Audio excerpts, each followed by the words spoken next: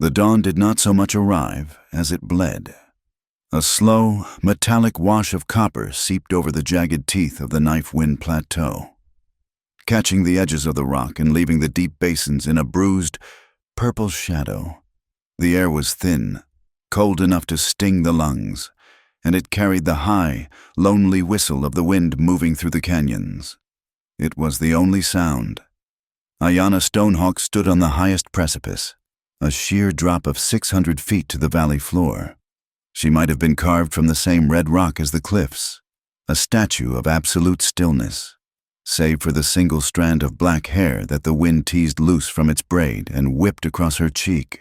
Her face was a mask of serene composure, the legacy of a people who had watched this same unforgiving sun rise for 1,000 years. But her eyes were not calm. Her eyes were alive, alert, scanning the vast expanse of the basin, missing nothing. They tracked the flight of a lone hawk, the nervous flick of a lizard on a rock 20 yards below, the absence of antelope in the scrublands. In her hand, she gripped the rawhide strap of a waterskin.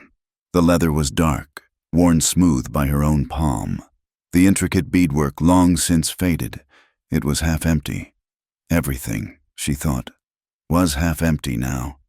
She saw the disturbance before she heard it, far to the east, where the plains melted into the pale, gray light. A smudge appeared. It was not the chaotic boiling plume of a buffalo stampede. It was not the scattered dust of a few riders. This was a line, a solid, disciplined smear of gray that moved with a terrible, uniform purpose. It looked, she thought, like a herd of iron bison, migrating across the floor of the world. Then, the sound came. It was not a rumble. It was a pulse, a low, rhythmic drumming that vibrated up through the soles of her moccasins, up through the ancient stone, and settled deep in her chest. It was the sound of hooves, hundreds and hundreds of hooves, striking the hard-pan earth in near-perfect unison. They poured over the spine of Pale Horse Ridge. They did not come in a wild, whooping charge. They moved like water, a relentless, measured tide of men and horses. The column split, flowing around the high mesas that guarded the entrance to the basin, and began to form a wide, perfect arc. It was a crescent moon, with its horns pointed toward the plateau, sealing the only escape route, a U-shape. Ayanna began to count. It was a grim habit, born of necessity. She counted remaining rifles. She counted bags of cornmeal.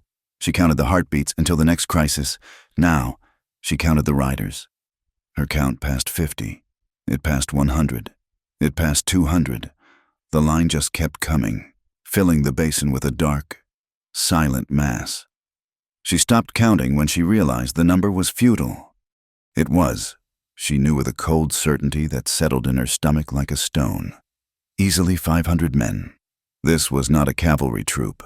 Their uniforms were a motley collection of faded blue shirts, buckskins, and trail-worn dusters, all stained the same uniform color of the road. This was not a posse. Posses were loud, drunk, and disorganized. This was something else entirely. They moved with a chilling, quiet efficiency. Ayanna watched, her breath held tight, no shouts, no wasted motion, just the occasional, subtle hand signal from a section leader passed down the line. They were a legion of ghosts risen from the dust, an army of the dispossessed, and they moved with a single mind. At the very center of the formation, one man carried a standard. It was not a government flag, bright with stars and stripes. It was a heavy, coarse piece of canvas, the color of dried mud. Sewn onto it in dark, heavy thread was a stark emblem, the piercing, predatory eye of a hawk, drawn with severe, angry lines. Beneath it were 6 stark, horizontal bars. The 6 Promises. Rumors had whispered the name, carried on the wind from mining camps and desperate settlements. But Ayanna had never believed them. Until now, the man at the head of this impossible force, the one who rode directly beneath the shadow of the hawk's eye, urged his horse forward a few paces. He halted, perhaps 60 yards from the base of Ayanna's cliff. He sat atop a powerful gray roan, a beast that stood as still as its rider, its head high, seemingly indifferent to the long ride. The man wore a wide-brimmed hat, pulled low, casting his entire face in shadow. A long, gray duster, heavy with alkali and road grime, fell past his saddle. He did not look up at her, not at first. Instead, he surveyed the meager, desperate defenses of her encampment, the piled rocks, the thorn bush barriers. Then, slowly, he tilted his head back. The wind caught the brim of his hat, lifting it just enough. The copper dawn struck his face. Ayana's hand flew to her throat, her knuckles pressing against her pulse. The water skin slipped from her other hand, thudding softly at her feet. It was not possible. But it was Colt Merriweather. The name felt like a betrayal, a forgotten word spoken aloud. 5 years. It had been 5 long years since she had seen that face. But this was not the face she remembered. The man she remembered, the boy, really had been quiet. He had been the one who drifted through settlements, a string of pack mules in tow, his hands stained with axle grease and soot, the one who knew how to fix a broken well pump, how to patch a saddle so it wouldn't rub a horse raw, how to play a sad, gentle tune on a harmonica by the fire, a tune that always made the camp dogs sigh and lie down. He had come to Juniper Divide. He had asked for her. He had spoken to her father, to the elders, his hat held respectfully in his hands. He had offered his skills, his labor, his quiet, steady loyalty. The elders, even her father, had chuckled. It was not a cruel sound, but the pitying, dismissive amusement reserved for a child grasping for the moon, or a coyote trying to mate with a wolf. And she had been the one to deliver the final word. She had been young then, proud, and desperate to prove her strength to her people, who were already feeling the squeeze of the new world. She had needed an ally of iron, not of homespun wool. "We need strength," she had told him, the words echoing in her memory now, sharp and small. "We need warriors, not menders. You are too kind. You are too poor." She had taken a breath and delivered the killing blow. "You have no tribe. You have no name. You are not enough." He hadn't argued. He hadn't raged or pleaded. That was the damning part. He had just looked at the sky for a long, quiet moment, his throat working. Then he had nodded. Once. A small, accepting gesture that broke her heart even as she willed it to harden. He had picked up the lead rope of his mule and walked away. He hadn't even ridden. He just walked, leading his animal into the shimmering heat, until he was just another speck. The man below her was not that speck. The quiet was still there, but it was no longer gentle. It was the quiet of a coiled rattlesnake. It was the quiet of a storm front gathering density.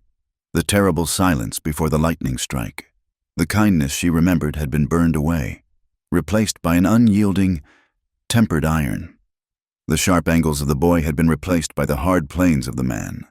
He had learned how to wait. He had learned how to own the ground he stood on. He had no name. He had clearly forged one. He had no tribe. He had built one. Colt Merriweather looked at her, his eyes bridging the 5 years and the 60 yards of empty air. He was gloved in thick, dark leather, and he made no move to remove those gloves. He raised his left hand, not in greeting, but as a signal. Behind him, 500 men sat their horses, a silent, disciplined wall of potential energy. The metallic click of 500 rifles being checked, of 500 saddlebags being shifted, was the only sound. He spoke. His voice was not the soft tenor she remembered. It was deeper, scraped raw by 1,000 miles of dust and command.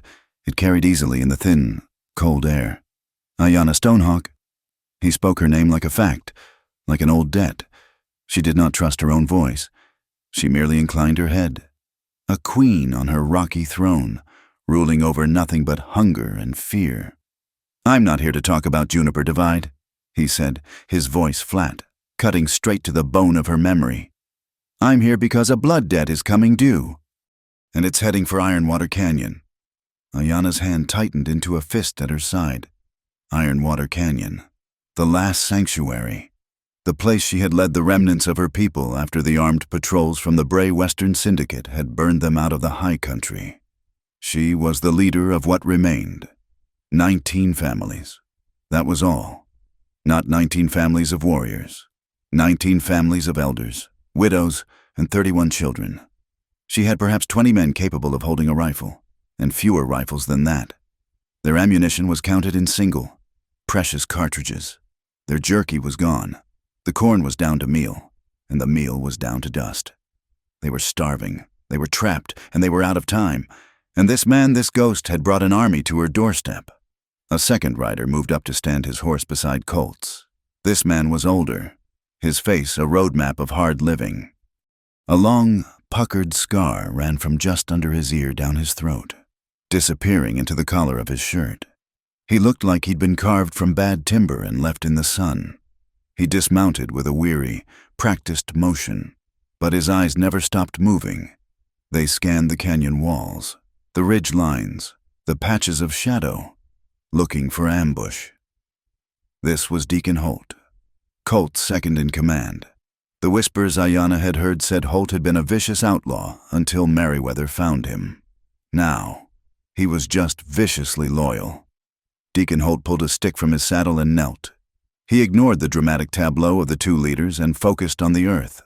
He scratched a wide arc in the sand, marking the canyon entrance and the two ridges that formed its gates. "Sun's climbing," Deacon said, his voice a low gravel. He spoke to Colt, but loud enough for Ayanna to hear. "The report said Calder Pike's outfit was 3 days out. They're moving faster. They'll hit the mouth of the canyon by high noon." He jabbed the stick into the dirt. "We got 2 hours. 2 hours to set the line. Maybe less." Behind Ayanna, her own people began to gather. They emerged from the shallow caves and from behind the rock barriers, drawn by the massive, silent army in their basin. Old man TSO, his face a mask of wrinkled disbelief, clutched a ceremonial lance that had not tasted battle in 50 years. He stared with open suspicion. Nalin, a young mother, pulled her 2 small children behind her skirts, her eyes wide with a terror that was sickeningly familiar. To them, these were not saviors. They were just a different kind of wolf. They looked at Colt Merriweather as a new, terrible danger. And the men behind Colt Ayanna studied them, forcing herself to see. They were not looking at her people with aggression. They weren't looking at the meager camp, or the weak defenses, or the starving children. They were looking at her. Every man in that 500-strong force, from Deacon Holt to the youngest rider in the back, stared at Ayanna Stonehawk on the precipice. It was not desire. It was not pity. It was a strange, unified, and heavy recognition. She was the center of this. She was the destination. She was the reason they were all here. "Ayanna," Colt said again, his voice sharp this time, pulling her focus back to him. His face was still shadowed by his hat, impassive as the rock he stood on. "I need to speak with you, alone."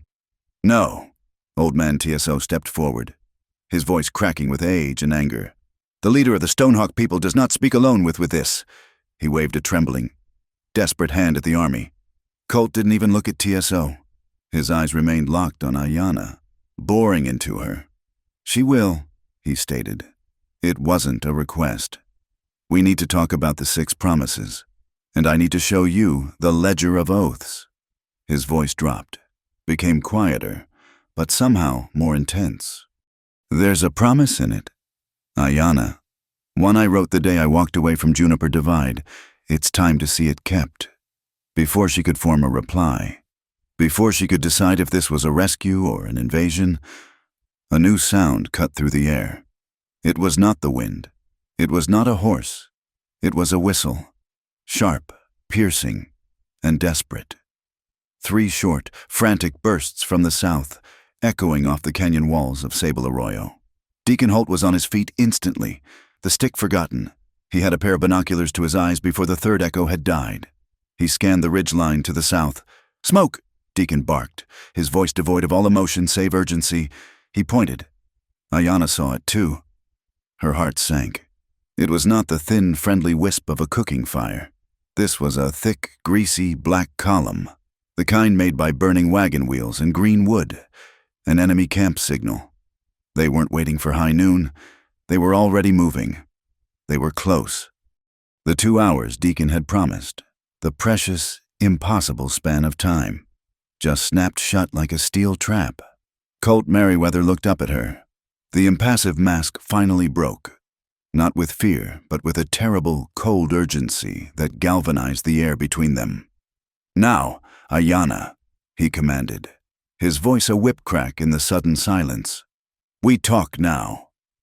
The acrid sting of the new smoke, the enemy smoke, caught in Ayanna's throat, and for a heart-stopping moment, she was falling. Not from the cliff, but back through time. The smell of burning creosote and greasewood was a key, unlocking a door she had sealed shut for 5 long years. It was the smell of another fire, a council fire, at Juniper Divide, 5 years ago. The world had been larger then, but shrinking fast. The air at Juniper Divide had been thick with tension, with a heavy, unspoken fear of the coming winter and the ever-encroaching shadow of the white man's world. To survive, her father had decreed, they needed allies. They needed strength. The alliance was to be with the Boulder Spear Band, a hard, proud, and volatile people. They had what Ayanna's people lacked: rifles, ammunition, and a reckless willingness to use them. The price of this alliance was Ayanna herself. She was to be bonded to their chief warrior, Kalen, a man with eyes like chips of black obsidian and a mouth that only ever seemed to sneer. He was strong. Yes, he walked like he owned the ground, his chest puffed with arrogance. He was the fist her father believed they needed. Ayanna had agreed. It was not a matter of the heart. The heart was a luxury for a people who were not starving, for a people who were not being slowly squeezed from their own lands. It was a matter of survival. A heavy, cold stone she had agreed to carry in her belly for the rest of her days. The ceremony was set. The terms were agreed upon. And then, Colt Merriweather had drifted into camp. He hadn't ridden in like a warrior. He had walked, leading a single tired mule packed with tools and canvas. He was a whisper in a camp bracing for a thunderstorm. He was quiet, unassuming, and he seemed to be followed by a cloud of gentle competence. For a week, he had simply mended. Ayanna watched him. She saw him take her father's split well bucket, a loss that meant a 2-mile walk for water, and spend an entire afternoon meticulously sealing it with pine pitch and reinforcing it with stitched rawhide, making it stronger than it had ever been. She saw him find Old Man So's saddle, the one with the cracked tree that rubbed the old man's horse raw. Colt had taken it apart, piece by piece, soaked the wood, clamped it, and re-stitched the leather with a fine, even hand that was almost beautiful. He asked for nothing, just a little cornmeal and water for his mule. At night, he would sit by his small, private fire, well away from the main council, and play his harmonica. It was not the rowdy, stomping music of the saloons. It was a low, mournful sound, a melody that sounded like the wind moving over empty plains. It was a song of loneliness, of distance, and it spoke to a place deep inside Ayanna that she had walled off. He had asked to speak to the council. He had asked for her hand. Kalen had been there, his arms crossed, a cruel smirk on his face. The elders of the Boulder Spear Band were with him, her father, her uncles. They all sat, their faces grim, and Colt Merriweather stood alone in the center, his hat held in both hands. He didn't have the build of a fighter. He had the lean, ropey strength of a man who worked, not a man who postured. "I have no horses to offer," he had said, his voice quiet, yet carrying. "I have no rifles, but I know this land. I know how to find water where there is none. I can build a stockade that will turn a bullet. I can mend your tools, your wagons, your leather. I will work for this tribe. And I will protect her with my life." There was a terrible, heavy silence. Then, one of Kalen's men chuckled. It was a short, ugly sound. Her own uncle had hidden a smile behind his hand. The pity in the air was suffocating. This pale, quiet boy, this tinker, offering his mending skills against the rifles of the Boulder Spear Band. It was a child's plea.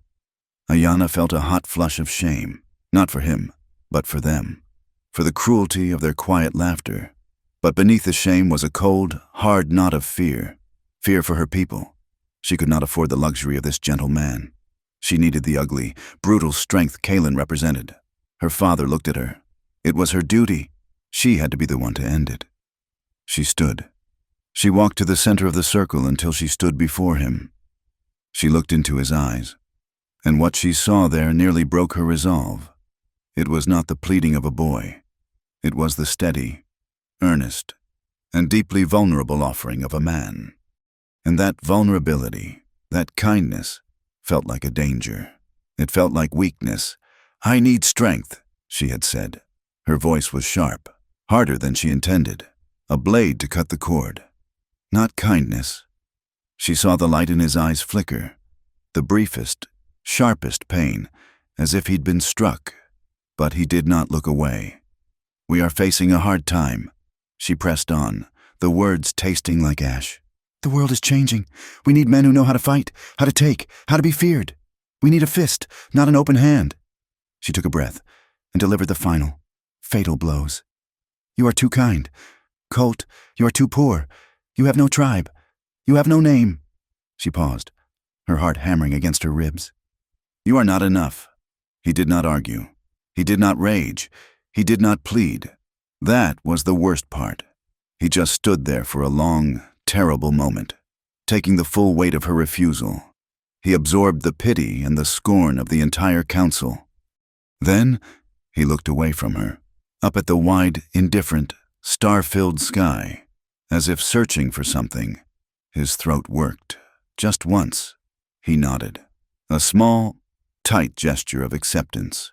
He put his hat back on, pulling it low. He turned, not looking at her again, and walked to his mule. He picked up the lead rope. He didn't even ride. He just walked out of the firelight, leading his animal into the darkness of the juniper divide, until the sound of his footsteps was eaten by the wind. Ayanna had told herself it was necessary. It was the only choice. The alliance was sealed, but the strength she had chosen was a lie. The crisis came not 2 moons later. It wasn't a war with another tribe. It was a war of paper and barbed wire. Men from the Bray Western Syndicate, wearing shiny, private badges bought in some distant city, began hammering stakes into the ground. They claimed the water. They fenced off the creeks. They said they had a deed, a piece of paper that meant more than 1,000 years of her people living on that land. Kaylin, her betrothed, was furious. This was an insult to his pride, his strength. He gathered his warriors. He would be the fist. He would crush this new enemy. He led his war party to Salt Juniper Spring, the most sacred of their water sources, which the syndicate men had claimed as their own. Kaylin rode in expecting a battle of courage, a clash of warriors. He rode into a misty dawn ambush. It was not a battle. It was a massacre. The syndicate men didn't fight with honor. They hid behind rocks with new, lever-action rifles. They fired into the fog, methodical and cold. Kaylin, the great warrior, the fist of his people, was found days later, cut down before he had even seen the men who ended him. The alliance shattered. The Boulder Spear Band, broken and enraged, blamed Ayanna's people for the bad medicine. They scattered, leaving her tribe exposed, vulnerable, and branded. The syndicate patrols, emboldened, moved in for the final push. They weren't just fencing land now, they were clearing it. They burned their lodges. They poisoned the smaller wells. They made it clear leave, or be buried. The tribe broke apart, families fleeing in desperation. But Ayanna refused. She gathered what was left, the remnants, the ones who couldn't run, the grandmothers, the widows, the elders, the 31 children, their eyes wide and silent with a terror that had become their daily bread. This was when her own strength, a different kind of strength, was born. It was not the strength of a fist. It was the stubborn, deep-rooted strength of a mother protecting her young. She led them on a desperate, secret journey, traveling only by night, hiding in washes and arroyos by day. She led them to the one place of the old story's Ironwater Canyon, a narrow, defensible slit in the earth, with a hidden, underground spring that seeped cool, clear water from the rock face. It was a place to make a last stand, a place to die, if not to live. From this rocky sanctuary, she sent out pleas for help, riders to other tribes, to the few settlements that weren't owned by the syndicate, even to the distant, blue-coated cavalry forts. Every plea came back empty. Every rider returned with stories of fear, of drought, of syndicate patrols everywhere. But they also brought back whispers, strange, fragmented rumors that didn't fit the world she knew. They were whispers of a man, a ghost, who was gathering the dispossessed, the homeless, men who had lost their farms, railroad workers cheated of their pay, ex-soldiers who found no home to return to, vaqueros run off their ancestral lands, an army of the forgotten. But this was not a rabble. This was not a bandit gang. They had rules. Ayanna heard the most from a traveling trader, a nervous man named Silas, who had sought shelter in her canyon for a night. "They're different, ma'am," he'd whispered, his eyes wide over his tin cup. "This commander, they call him the Hawk. He pays his men fair wages in silver, not just promises." He told her the laws: no drunkenness on duty. The punishment was severe. A full day tied to a wagon wheel in the sun, to dry out, no burning farms, no harming women or children. If they requisitioned food from a settlement, they left payment, or a written note of credit that, Silas swore, was always honored. "And his word," Silas said, leaning closer. "His word is stone. He makes them swear, all of them."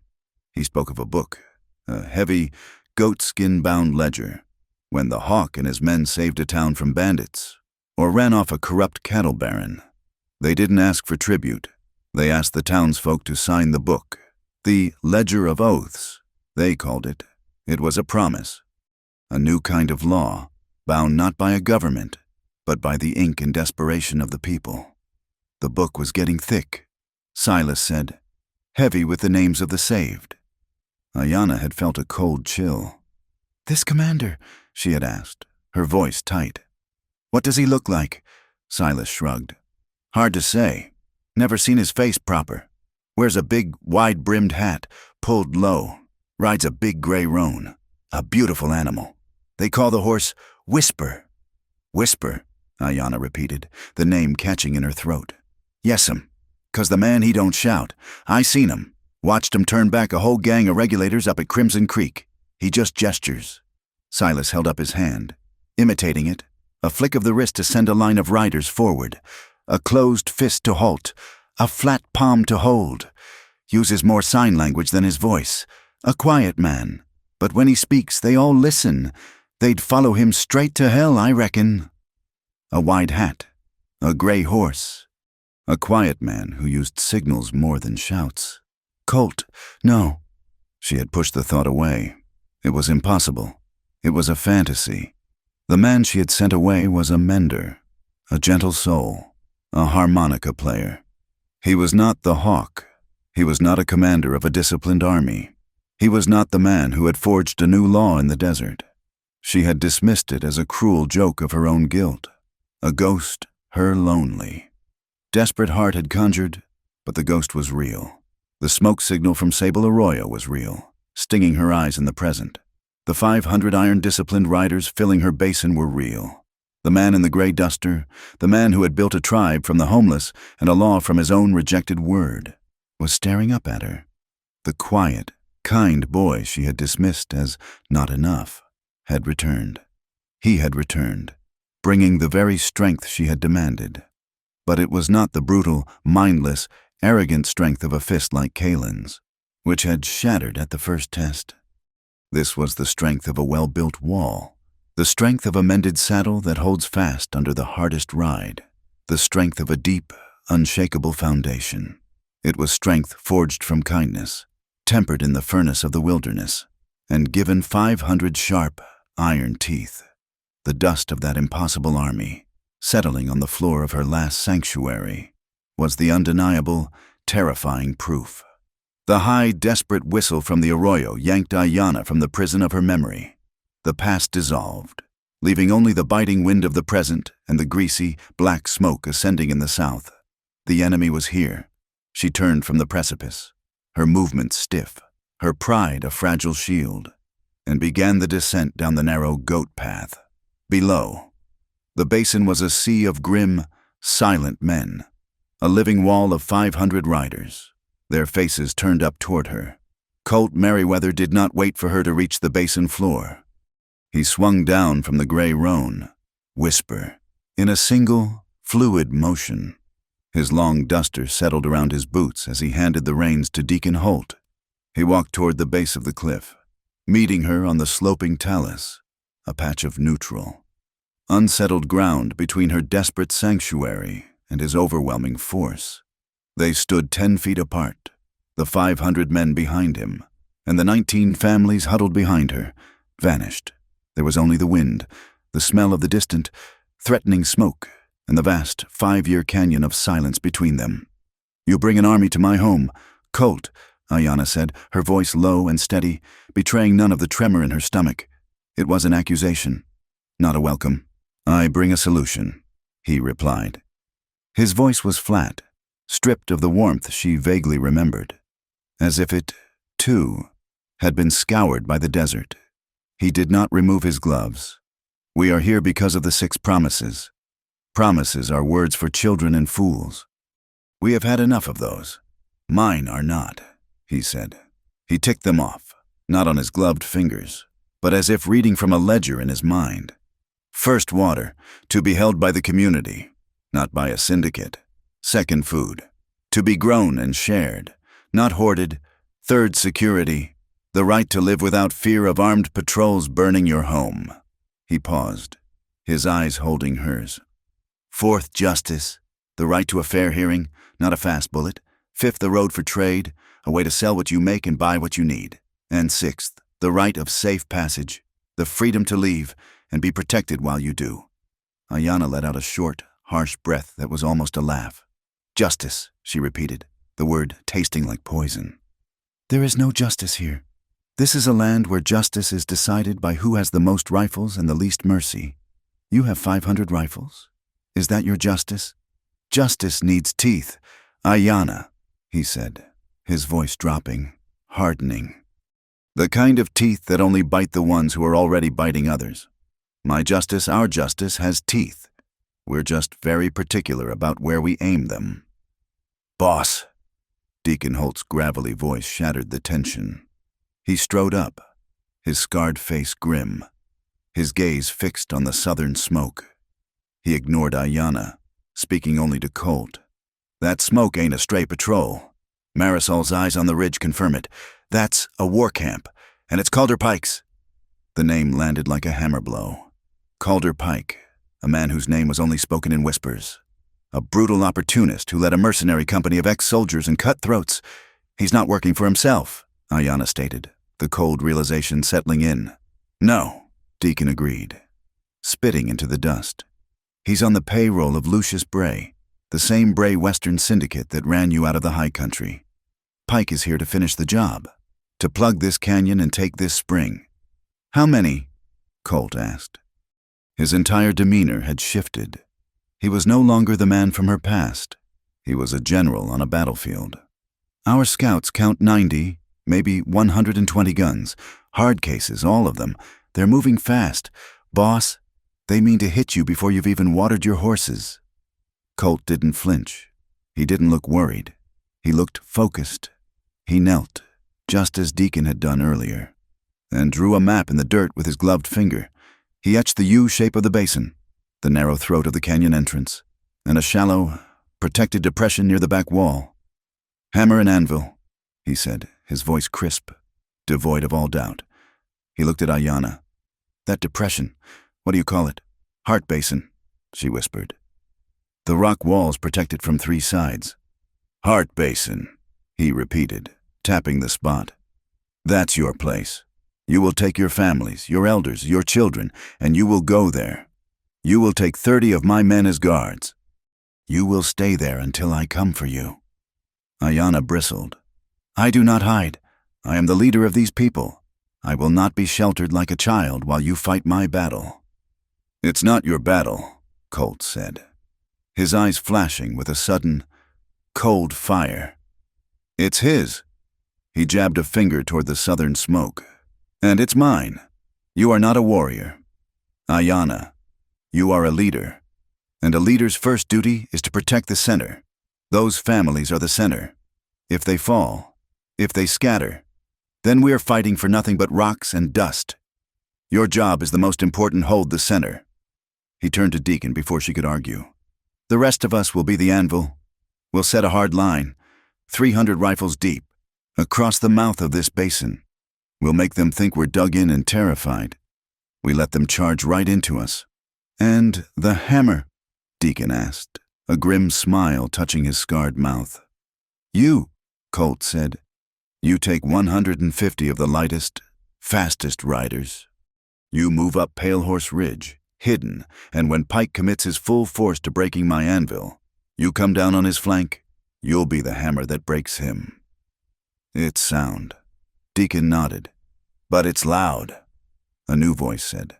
"Clear, sharp, with a soft, rolling accent." A woman had dismounted and approached them. She was lean, dressed in battered vaquero trousers and a leather vest. Her black hair tied back in a practical knot. A long-barreled rifle was slung on her back, and a pair of binoculars hung from her neck. She moved with the easy, dangerous grace of a predator. "Marisol Quintero," Colt said, by way of introduction. "My best eyes." Marisol pointed up. "The sun will be high. That ridge." She indicated a high, glittering slab of quartz. "What you call sunspill ledge. It's a perfect mirror point. It can see the basin mouth. It can see Heart Basin, and it can see the ridge where Deacon will hide the hammer. Give me 2 good men, and we can run this entire battle without a single gunshot or whistle until the trap is sprung. Silent communication. Pike will never know the hammer is waiting." Colt nodded. "Good. Do it." "Wait." The voice was old, cracked, and filled with suspicion. Old Man TSO had approached, followed by the 2 other remaining elders of Ayanna's tribe. His face was a mask of fear and defiance. "We have heard this story before," TSO said, his eyes fixed on Colt. "A man with many guns comes. He offers protection. He saves us from the wolf, only to become the new wolf. He drives off Pike, and then he claims our water. He trades our peace for his dependence." The accusation hung in the air, heavy and true. Ayanna's people murmured their agreement. Colt's men tensed, their hands moving near their holsters. Colt did not get angry. He simply looked at TSO, his expression unreadable. "Deacon," he said quietly. Deacon Holt walked back to Colt's horse and unstrapped a heavy, oilcloth-wrapped bundle from the saddle. He brought it to Colt. Colt unwrapped it, revealing the thick, goatskin-bound book Ayanna had heard whispers of, the Ledger of Oaths. It was heavy, worn, and stained with sweat and dust. He held it out, not to TSO, but to Ayanna. "This is our law." "TSO," Colt said, his voice echoing in the sudden quiet of the basin. "It's not a deed of land. It's not a bill of sale. It's a book of names, the names of every person we have helped, and every man who rides with me. My men sign it, swearing to uphold the 6 promises. The people we help sign it, acknowledging that the debt is paid." He opened the cover. It was filled, page after page, with signatures, with thumbprints, with the names scrawled in charcoal, ink, and even blood. "There is a rule, written on the first page," Colt said, meeting the old man's gaze. "Anyone who signs this book has the right to leave. Anyone, at any time. If you want us gone after Pike is handled, you tell us, and we ride out. That is the 6th promise. We will even escort you, if you wish to leave this land. We don't own you. We don't own this water." Ayanna stared at the book, at the hundreds of names, a testament to a new kind of power. She looked up from the book, to his face. She had one more test, her own condition. "Pike's men," she said, her voice clear. "They are hard men, but sometimes men like that have camps. They have women, they have children, taken from settlements or following along." She stepped closer to him. "If you find his camp, if there are women, if there are children, you will not burn it. You will not harm them. I will not trade my people's safety for the suffering of others." Deacon Holt looked impatient, as if this was a waste of precious time. The 500 men watched. A silent jury. Colt merely nodded. A single, sharp dip of his chin. His face was like granite. "That is already our law. Ayana," he said, his voice quiet but absolute. "It is the third promise, security. We don't burn homes. We don't harm non-combatants. It applies to everyone, even our enemies." The stalemate broke. The suspicion in So's eyes faded, replaced by a stunned, wary hope. Ayana gave a curt nod. The alliance was sealed. Instantly. The basin exploded into disciplined, frantic activity. "We make camp on Pale Horse Ridge." Colt's voice was a commander's roar now, echoing off the cliffs. "It controls the high ground, section leaders. Get your men watered and into position. No liquor," Deacon Holt bellowed, his voice carrying over the entire force. "I see one bottle. You'll be digging latrines from here to sundown. No fires. Cold camp only." Doc Penfield Colt yelled, pointing to a man with a medical bag. "That cave system, near the back. Moss Chapel. Set up a field hospital there. Get your bandages and your saws ready. Move." Marisol and 2 others grabbed their signal mirrors and began the sheer climb to Sunspill Ledge. Deacon began issuing the silent orders to his section leaders, the men who would form the hammer. "Listen up, we go silent. Mirrors are priority. Marisol is your god up there. But if you lose the sun, if you can't see, we use whistles. The air is thin, the sound will carry. 3 blasts, rally on me. 2 short scatter and regroup at the secondary point. 1, long, whistle." Deacon smiled, a chilling sight. "That's the hammer. That means you ride, and you ride hard." The men moved with a terrifying speed, a machine of 500 moving parts, each knowing its job. They were an army. As the chaos swirled around them, Colt and Ayana were momentarily alone in the eye of the storm. The noise of men and horses, of rifles being checked and ammunition being counted, faded into a dull roar. Ayana looked at him, at this man who was a stranger and yet the most familiar person in this canyon. The boy was gone. In his place was a leader, a strategist, a force of nature she had dismissed. He must have seen the question in her eyes, the one she would not allow her pride to ask. Why Colt stepped closer, just slightly, his voice dropping so low that only she could hear it. A private confession in the middle of a war council. "Ayana," he said, and the name on his lips was heavy with the 5 years of dust and silence. He waited until her eyes met his. "I didn't come back to collect on a heart debt. I'm not here to make you pay for what you said at Juniper Divide." His gaze was unwavering, burning with an intensity that had nothing to do with the coming battle. "I'm here," he said, "to keep an old promise, the one I made to myself that day, whether you still need it or not." Before she could process the words, a shout came from Marisol on the high ledge. She wasn't using her mirror. She was yelling, "Smoke, the enemy smoke. It's changed color. It's oily black." Deacon cursed, loud and violent. He shaded his eyes, looking at the distant plume, which was indeed turning a foul, dark black. "Rail tie fire," Deacon spat. "He's at rail camp number 3. Calder's not just coming with his own men, he's calling in the roughnecks Lucius Bray hired to bust the strikes. He's getting reinforcements." The air went cold. The 2 hours they thought they had, the time that had already shrunk, just vanished. Colt looked at the smoke, his face grim. "They aren't coming at high noon. They're coming now." The oily, black smoke from rail camp number 3 was more than a signal. It was a death warrant. It meant Calder Pike was not just reinforced. He was resupplied. It meant he had the full, industrial backing of Lucius Bray's railroad. Colt didn't wait. The 2-hour window had become a 1-hour crisis, and that hour was now. "Jonah," he said, his voice quiet but cutting through the rising panic. A man separated from the forming ranks. He was tall, with a ramrod-straight posture that no amount of trail weariness could slouch. His face was dark, his eyes carrying the steady, seen-everything patience of a man who had faced worse odds with less help. This was Jonah Pike, a former Buffalo soldier from the 9th Cavalry. A man who had left the army when its promises proved as hollow as a spent cartridge. The bitter irony of his surname was lost on no one. He was the antithesis of the mercenary Calder Pike, a tracker and a scout, where the other was a brawler and a butcher. Colt pointed not south, but southwest. "They're bringing more than men. That black smoke is a rail tie fire. It means they're burning their old supplies to cover their move. I need to know what they're bringing with them. I need to know now." Jonah Pike simply nodded. A single, sharp affirmation. He selected 2 men, silent as his own shadow, and they didn't ride.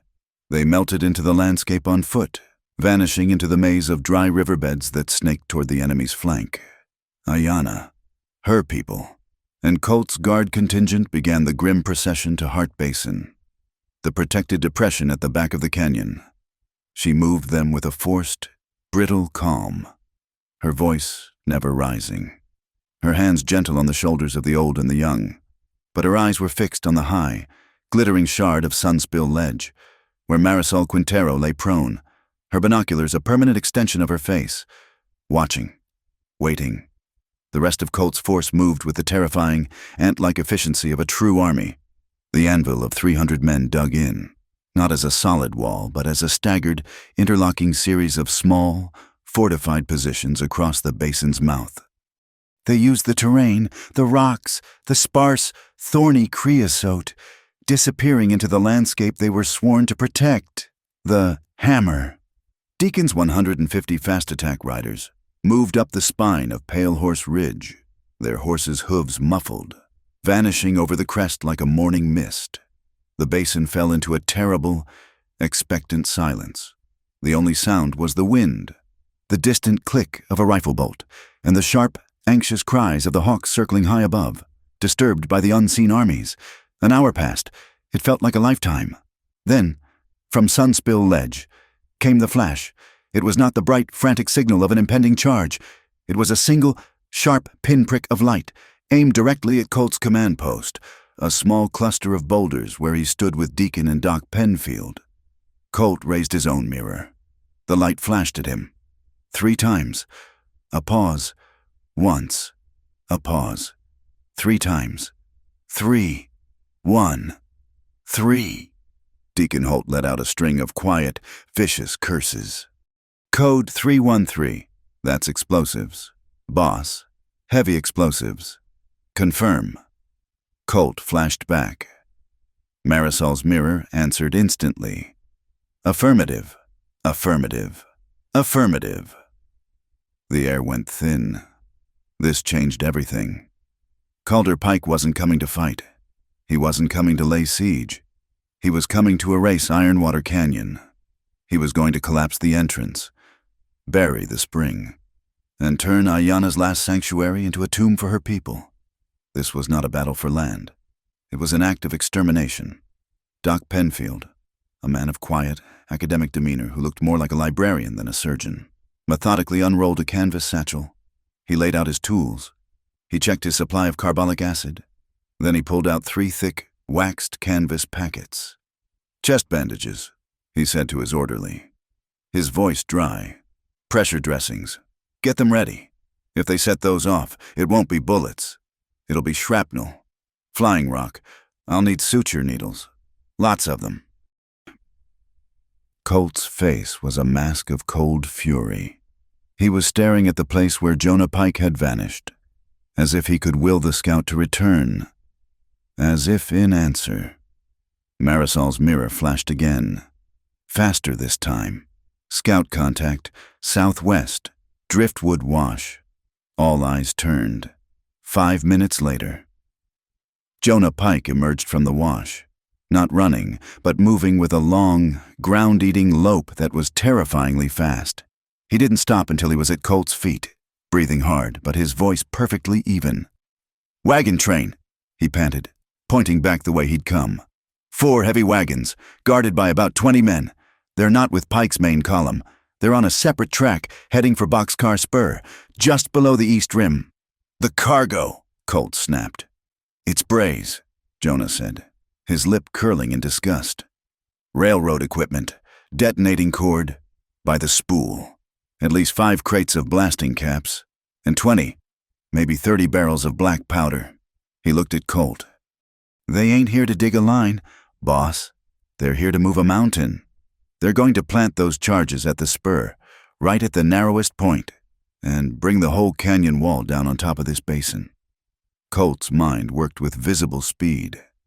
He looked at the sun, just beginning its climb. He looked at the empty basin mouth. They'll plant the charges, Colt said, thinking aloud. But they won't set them off, not until they've driven us back into the canyon. They'll wait for Pike's main assault to fail, then use the explosion as their trump card, to seal us in. Or, Deacon growled, they'll use it to start the fight. A big, loud bang to shake us up. Then Pike charges in through the smoke and dust. No, Colt said. Calder's too arrogant for that. He wants the satisfaction of breaking us with his guns first. The blast is his insurance. He turned to Jonah. Boxcar spur, how tight is the guard? Tight, Jonah said. But they're railroad men, not soldiers. They're watching the basin, not their backs. They think everyone is in front of them. Good. Colt's decision was instant, and it was audacious. We're not waiting for them. We're not waiting for Pike. We're going to play a black flag hand. We're going to hit that cache. Deacon looked confused. Hit it, boss. If we set that powder off, it'll still bring the wall down. It's too much, too close. We're not going to blow it, Colt said, and a dangerous, wolfish light entered his eyes. We're not going to set one spark to it. We're going to neuter it. He looked at Jonah. I need you, me, and 4 others. The quietest men you've got. We ride now. We slip in. We pull the caps, and we dump the powder. We replace it with sand. This was not war. This was sabotage. Precise and personal. It was a move of profound, calculated contempt. That's, Deacon began. Then he broke into a grin that stretched his scar. That's dirty, boss. That's a low, snake-in-the-grass move. I love it. It's quiet, Colt said. And it's what they deserve. Deacon, you have the anvil, Marisol. You are my eyes. If Pike's main column moves, if anything moves, you flash me. One long, steady light, and we run. Understood? Understood. Marisol's mirror flashed from the ledge. The night, just a few hours later, was a deep, moonless black, a pool of ink that swallowed the stars. The 6-man team, led by Colt and Jonah, moved not on horseback, but on foot. Their horses led, hooves wrapped in rags. They moved through the labyrinth of arroyos, their boots silent on the sand. The only sounds were the soft, muffled huff of a horse's breath, the faint creak of a saddle, the whisper of denim against rock. They smelled the camp before they saw it. Stale coffee, unwashed bodies, cheap tobacco. Jonah Pike went first, a ghost in the darkness.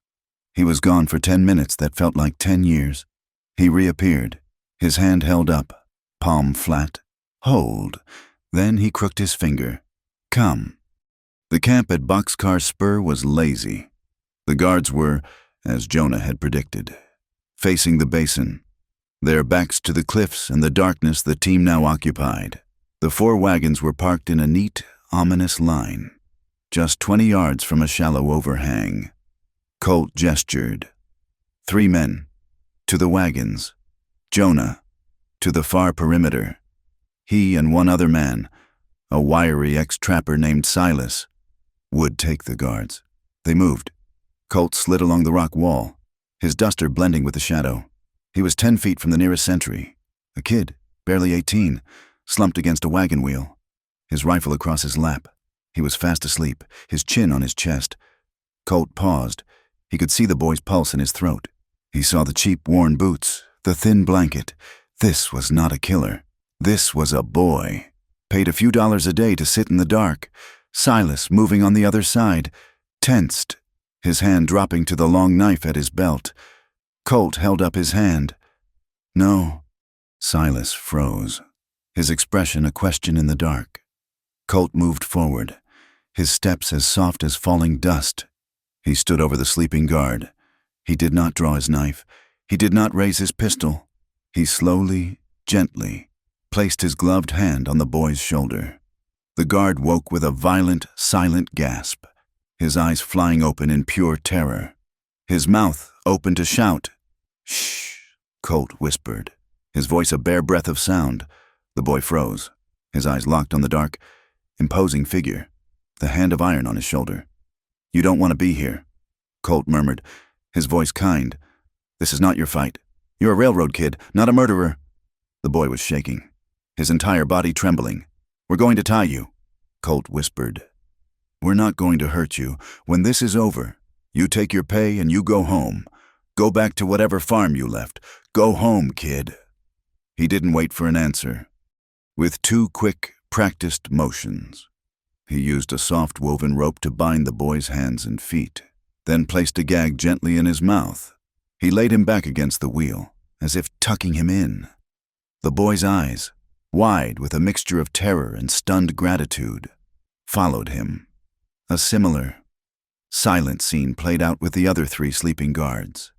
The 2 who were awake were taken by Jonah and Silas, a pistol barrel to the base of the skull, a whispered threat, and they were bound just as gently. Not one drop of blood was spilled. While Colt and his men secured the perimeter, the other 3 were already at the wagons. They worked with frantic, silent precision. Crates were pried open. The delicate, copper-cased blasting caps were pulled, their wires cut, and they were slipped into canvas bags. The heavy barrels of black powder were tipped, the fine, black grain pouring out onto the sand in a thick, soundless stream. As fast as they poured, they scooped. Handfuls of sand, of gravel, of dry, useless desert dirt were scooped back into the barrels. They sealed them, nailed the crates shut, and replaced them exactly as they had been. In 15 minutes, it was done. 4 wagons, still heavy, still appearing full, were now nothing but a cargo of humiliating failure. They retreated. As silently as they came, they melted back into the arroyos. The bound guards and the sleeping boy left unharmed at their posts. The sun rose. From her perch on Sunspill Ledge, Marisol watched the enemy camp stir. She saw Calder Pike, a big, bearded man on a black horse, ride over to the wagons at Boxcar Spur. He was arrogant, confident. He was clearly preparing his grand opening. He gathered his men. He pointed to the cliff face. He was, Marisol realized, going to give a demonstration, a small blast to show his new recruits what they were capable of. A few of his men unspooled a long line of detonating cord. They placed a cap. They set a small charge. They lit the fuse. They ran. Calder Pike sat on his horse, his arms crossed, a smirk on his face, waiting for the thunder. The fuse sparked. It vanished. And then thump, a small, pathetic puff of gray dust and black smoke, no louder than a shotgun blast, erupted from the rock. A few pebbles rattled down the cliff. There was a profound, echoing silence. Calder Pike's smirk vanished. His face went pale, then a deep, mottled crimson. He spurred his horse toward the wagons, his men scrambling after him. Marisol watched him leap from the saddle, tear open a crate, and plunge his hands into a barrel. He came up with 2 fists full of sand. His roar of pure, unadulterated rage was so loud Marisol thought she could almost hear it. A full mile away. He was humiliated. He was exposed, and a humiliated man is a desperate, furious animal. He threw the handful of sand to the ground, stalked back to his horse, and signaled to his main column. Marisol's mirror flashed, bright and frantic. At Colt, enemy moving, main column, full charge. Calder Pike was done with strategy. He was done with tricks. He was just going to throw his entire 120 men, fueled by his own white-hot fury, at their line. And he was doing it now. He was attacking at high noon, with the sun at his back. A blinding white ball of fire that would turn Colt's anvil into a line of squinting, half-blind targets. "He's coming," Colt said, his voice grim. "The anvil will hold," Deacon said, spitting. "It will hold." Colt agreed. "But it's going to bleed. Change the plan." He looked at Deacon. "The anvil is too hard. He'll just break himself on it or get lucky. We need to be water. We need liquid silk." Deacon's eyes lit up. A feigned retreat. Exactly. Let them charge. Let them hit us. But we don't hold. We bend. We fire. We pull back. We draw them in. Colt pointed to a narrow, twisting cut in the earth behind their main line. Draw them into Creosote Bend. It's a wind tunnel. The cross breeze in there will snatch a bullet and throw it 10 feet wide. It's a trap. A feigned retreat. Deacon mused. Right into a kill box. But they'll be on us fast. Then we be faster. Colt said, Get the order out. Liquid silk, bend, but do not break. Draw them into the bend. As Deacon relayed the new, desperate orders, Ayanna was finishing her own task. She had led the last of the children into the wide, deep cavern known as Moss Chapel. The air was cool, the walls damp. It felt safe, but the children were terrified. The distant shouts, the new tension in the air, it was palpable. A small boy, no older than 5, began to cry, a high, thin wail that echoed in the enclosed space. Ayanna knelt. She pulled the boy to her. Shh, little one, she murmured, her voice soft. There is no need for fear. Do you know the story of the fox and the water? The children gathered, their wide, dark eyes fixed on her. The mothers and the elders settled, grateful for the distraction. A long time ago, Ayanna began, her voice weaving a spell of calm in the darkness. There was a great thirst. The coyote, he was angry, and he tried to dam the river with boulders, to keep all the water for himself. She looked at the small, tear-stained face. All the other animals were afraid. They ran, but the fox, he did not run. He was small, and he was not strong, but he was clever. He did not try to fight the coyote. He did not try to break the dam. What did he do? A small girl whispered. He went upstream, Ayanna said, a small, sad smile on her face. He went by night, and he found the real water, the secret water, the place where the spring comes from the rock, and with his small, clever paws, he did not stop the river. He just turned it. He dug a new, secret path, a small one. Just for his people, the coyote was left with his big, useless dam of rocks and a dry, empty riverbed. The fox saved his people not with a fist, but with his mind. Not with rage, but with knowledge. She held the children's gaze. Today, there are coyotes at our door, but we have our own foxes. They are clever, they are quiet, and they will turn the water. You are safe. We are safe. The children were quiet, their fear momentarily replaced by the ancient, powerful magic of a story. But as Ayanna spoke the words, she heard the first distant, echoing crack of a rifle shot from the basin mouth. The high noon charge had begun. The sun was a white-hot hammer, and the basin floor was the anvil. High noon. The heat was a physical weight, pressing down, shimmering in waves that distorted the landscape. Calder Pike, his face a mask of crimson rage from his humiliation at Boxcar Spur, had abandoned all pretense of strategy. This was not a flanking maneuver. It was a blunt, furious, headlong charge. Now, Calder roared, his voice cracking. Ride them all down, no prisoners.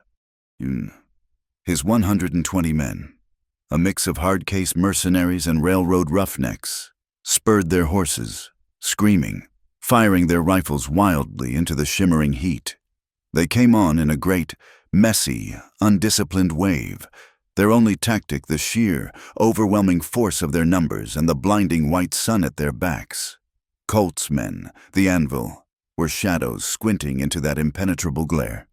Liquid silk, Colt's voice cut through the rising din. Fire, fall back, fire and fade, draw them in, draw them to the bend.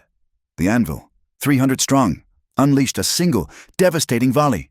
The front line of Calder's charge faltered, horses tumbling, men screaming, but it was only one volley. Then, to Calder's furious delight, the line broke. Colt's men scattered. They turned their horses and rode, not in a full, panicked rout, but in a staggered, chaotic, seemingly terrified retreat. They streamed back, disappearing into the narrow, winding slot of Creosote Bend. They're running, the cowards are running, Calder bellowed, drunk on the sight. He spurred his black horse, firing his pistol into the air. After them, trapped them in the canyon. His entire force plunged in after them. A messy, elongated serpent of men and horses, choking the narrow confines of the canyon. The line, once a wide wave, was now stretched thin, a single, vulnerable column, compressed by the towering rock walls. The air in the bend was still hot and thick with the choking alkali dust kicked up by hundreds of hooves. Calder's men were half blind, screaming, pushing each other forward into the trap. They were 3/4 of the way through the bend, the charge losing its momentum as the horses began to labor in the thick dust, high on Sunspill Ledge. Marisol Quintero watched the last of Calder's rear guard enter the trap. She turned her signal mirror, not on Colt, but on the high, silent crest of Pale Horse Ridge. She flashed a single, long, steady beam of pure, white light, and from the ridge, a new sound split the air. It was not a gunshot. It was not a scream. It was one long whistle, the hammer. Deacon Holt, his face a mask of terrible joy, led 150 riders in a perfect, disciplined line over the crest of the ridge. They didn't charge down the slope. They charged across it, a thundering wave of horseflesh that hit Calder's stretched-out line directly on its exposed flank. Simultaneously, the 120 men Marisol had positioned earlier. The force from Sunspill Ledge came charging down a hidden ravine, a perfectly timed second pincer that slammed into the rear of Calder's column. It was not a battle. It was a collision. The trap snapped shut. "Dust!" Deacon roared. "Blind them!" His riders fanned out, their horses churning the dry earth, creating a massive, suffocating wall of brown-red dust that enveloped the canyon. Calder's men, already blinded by the sun, were now blinded by the earth. They coughed, choked, their horses rearing in panic. "Sniper line!" one of Calder's men screamed, firing into the dust cloud. From the high ledges, rifle shots began to crack. Calder's men fired back, wasting precious ammunition on the flashes. But they weren't flashes from rifles. It was Marisol. She and her small team were not shooting at men. They were shooting at the scarecrows Colt's retreating men had left, simple shirts stuffed with straw and topped with old hats, propped up on rocks along the canyon rim, every time Marisol's bullet struck a hat, kicking it into the air. Calder's panicked men would unleash a full volley at the phantom sniper, their bullets whining uselessly off the rocks. "Ropes!" Deacon bellowed, his voice the only clear command in the chaos. This was the true genius of Colt's law. His men were not killers. They were wranglers. They were stockmen. They rode low, their ropes singing. They did not aim for the men's necks. They aimed for their arms, their rifles, their horses. A mercenary, raising his rifle, suddenly found it yanked from his hands. Another, turning to flee, felt a loop settle over his arms, pinning them to his body, and he was plucked clean from his saddle. Horses, their legs snared by a low-thrown loop, tumbled in the dust, their riders thrown clear, stunned and winded. It was a systematic, terrifyingly efficient, and almost bloodless dismantling. Calder's force, so terrible in its charge, was being unhorsed, disarmed, and tied, man by man, by a force that moved through the dust like ghosts. The chaos swirled, and in the very center, the dust parted, creating a small, clear arena. Colt Merriweather sat on his gray roan. Whisper. The horse was rock steady, its head high, as if this was nothing but a mild afternoon breeze. 10 yards away, Calder Pike fought his own panicking horse, his face purple with rage and disbelief. His men were being trussed up like cattle around him. "It's over, Pike." Colt's voice was calm, almost conversational, yet it cut through the noise. "Give up the land. Withdraw your men. Tell me who sent you." Calder laughed, a raw, ugly sound. He leveled his heavy pistol at Colt's chest. "You," he spat.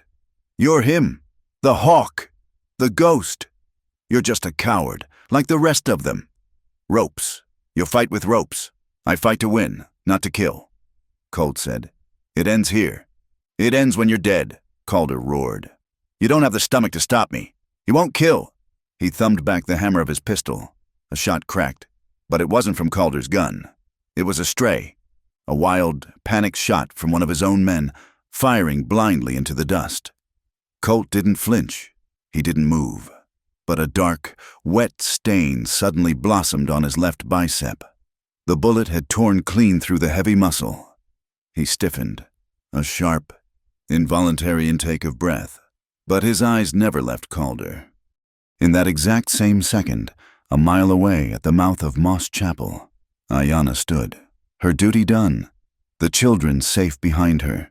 She had been scanning the distant, terrible cloud of dust, her heart a cold stone in her chest. She saw it. She couldn't have seen it, not really, not the bullet, but she saw him stiffen. She saw the almost imperceptible shift in the saddle. Her hand flew to her own arm, a mirror of his wound. Her heart stopped, seized in a vice of ice and fire. Colt. The name was a prayer, a curse, a sob. But then, she heard a child whimper from the darkness behind her. She turned. She forced her legs to move. She left the light and walked back into the cool, safe darkness of the cave, her face a mask of calm, her heart tearing in two. She had held the center, back in the swirling dust. Calder Pike saw the blood. He saw the wound. His moment of triumph had come. He grinned, his teeth stained, and raised his pistol for the final, killing shot. You won't kill, Calder sneered. But I will. He never fired. A rope, thrown by Deacon Holt from 20 yards, snapped taut, yanking the pistol from his hand as if it were a toy. In the same second, Jonah Pike, his face a mask of cold duty, slammed the butt of his rifle into the side of Calder's head. The mercenary leader slumped, unconscious, and toppled from his saddle like a sack of grain. The enemy broke. Those who were not tied, those who were still mounted, turned and fled, riding pell-mell back out of the basin. A terrified, disorganized rabble. Hold the line, Colt's voice boomed. Hold! Do not pursue, let them run! His men, poised to ride down the fleeing enemy, pulled up. They watched the remnants of Calder's force vanish over the ridge. This, more than the battle, was the true sign of their discipline. They did not kill for sport. They did not chase for vengeance. The dust began to settle. The basin was a wreck of tumbled horses, scattered rifles, and dozens of men, bound and groaning. Doc Penfield, Colt called out, his voice tight with pain. See to the wounded, all of them. He swung down from Whisper, his left arm hanging useless, his duster soaked in a spreading crimson. Deacon Holt took charge of the prisoners. They were rounded up, their bonds checked, but they were not treated with brutality. They were given water. Their minor wounds were bandaged. Then came the final, strange accounting. Deacon pulled a wooden box from his saddlebag. Inside was a metal stamp and a pad of thick, red ink. One by one, the prisoners were brought forward. Their rifles were added to a growing pile. Their horses were led to a separate rope corral. And then, Deacon Holt took each man's right hand and firmly pressed the ink stamp onto their palm. It was the hawk's eye, the symbol of the 6 promises. You're marked, Deacon growled at each man, his scarred face inches from theirs. Marked as spared. We're taking your guns. We're taking your horses. You can walk out of this basin. But if we ever see you, or this mark, raised against a free settlement again, we won't use ropes. He released them, dazed, humiliated, and disarmed. The mercenaries began the long, thirsty walk out of Ironwater Canyon. The victory was total. The cost, minimal. The canyon was secure. The adrenaline of the battle faded, replaced by a bone-deep weariness. The sun began to dip, painting the canyon in the same copper light it had begun with. A single rider was seen, coming hard from the east, from the direction of Crimson Telegraph Station. He wasn't one of theirs. He was a telegraph clerk, his face pale with terror, his horse lathered. He nearly fell from the saddle at Colt's feet, clutching a piece of yellow paper. They took the station, the clerk stammered, his eyes wide. Right after your battle. They let me go. They told me to ride here. To bring you this." Colt took the paper with his good hand. It was an intercepted message, not meant for him, but for Calder Pike. A message from Lucius Bray. Colt read it, his face turning to granite. He handed it to Deacon. Deacon read it aloud, his voice a low, disbelieving growl. "Pike, your distraction was sufficient. While you kept the Hawk busy, my primary team has secured the Crimson Line. An armored train is en route to Switchback Bridge. It is carrying 200 reinforcements and a rotating cannon. They will seize the bridge by dawn. They will cut the water supply at its source and cut off all retreat. Your job is done. The Hawk is now trapped in his own box. Bray." A bolt of pure, cold lightning struck the camp. The victory turned to ash in their mouths. Switchback Bridge. It was the only way in or out of this high country. A high, spindly trestle over the deep gorge that fed the entire watershed, including Ayana's hidden spring. If Bray held that bridge, he held their throats. He could starve them out. He could cut their water. And with a rotating Gatling gun, no one could get near it. They were trapped. Colt looked at his men. They were exhausted, wounded, their horses spent. He was bleeding, his arm on fire. "Tonight," Colt said, his voice quiet, but it carried to every man. "No one rests. 20-minute sleep shifts. That's all. Water the horses that are still sound. Double the guard. We hold until we figure out how to break them." There was not one grumble, not one complaint. The 500 men, a disciplined, silent machine, moved to obey. The darkness deepened. The camp was grim. Doc Penfield had set up his station by the light of a single, greasy, mutton-fat lamp. He had finished with the prisoners and was now tending to Colt. "This is going to burn, General," Penfield said, threading a suture needle. Colt just grunted, staring into the darkness, his mind 1,000 miles away at Switchback Bridge. Ayana stepped out of the shadows. She had seen the messenger. She had heard the news. She watched as Penfield pushed the needle through Colt's flesh, watched him pull it tight. Colt didn't even hiss. She waited until the doctor was done, until he was bandaging the arm with clean linen. "Doctor," she said, her voice soft but firm, "I will take him from here." Penfield looked up, surprised, but he saw the resolve in her face. He nodded, packed his bag, and moved on to the next wounded man. Colt and Ayana were left alone by the small, flickering lamp. He looked at her, his face etched with pain and exhaustion, the shadow of the man she had sent away. She did not touch him. She just gestured to a small rainfly, a simple sheet of canvas stretched between two poles near the quiet gurgle of the spring. "You need to rest," she said. It was not a request. "That tent is dry. It's out of the wind."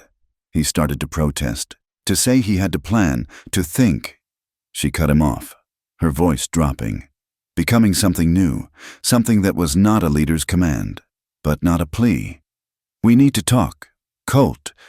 She held his gaze, her own dark eyes reflecting the lamplight, and all the years of silence.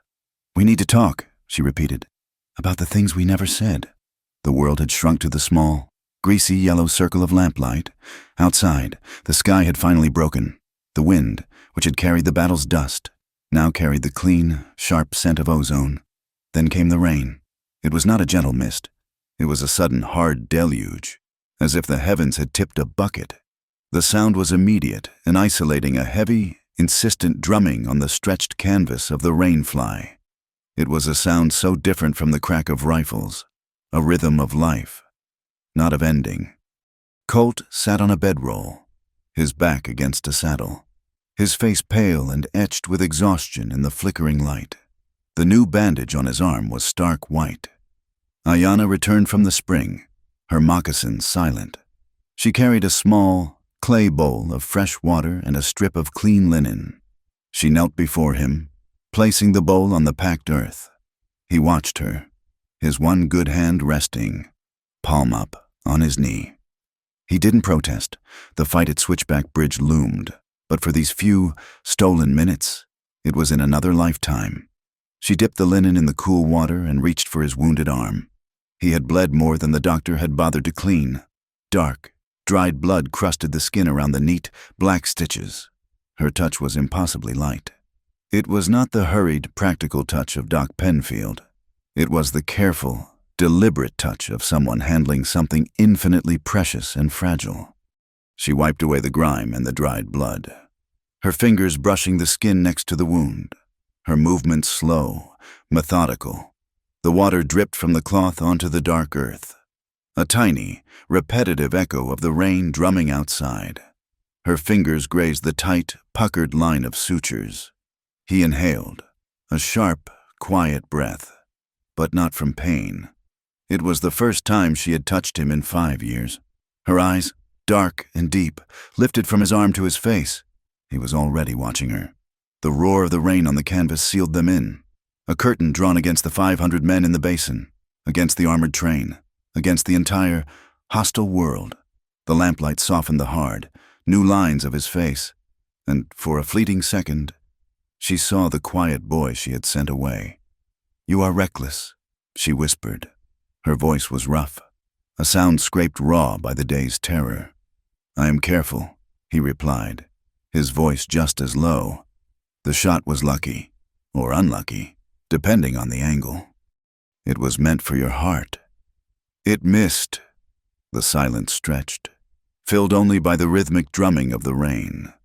Her hand was still resting on his arm, the damp cloth forgotten. "I was afraid," she said, the words torn from a place she had kept locked for 5 years. He waited.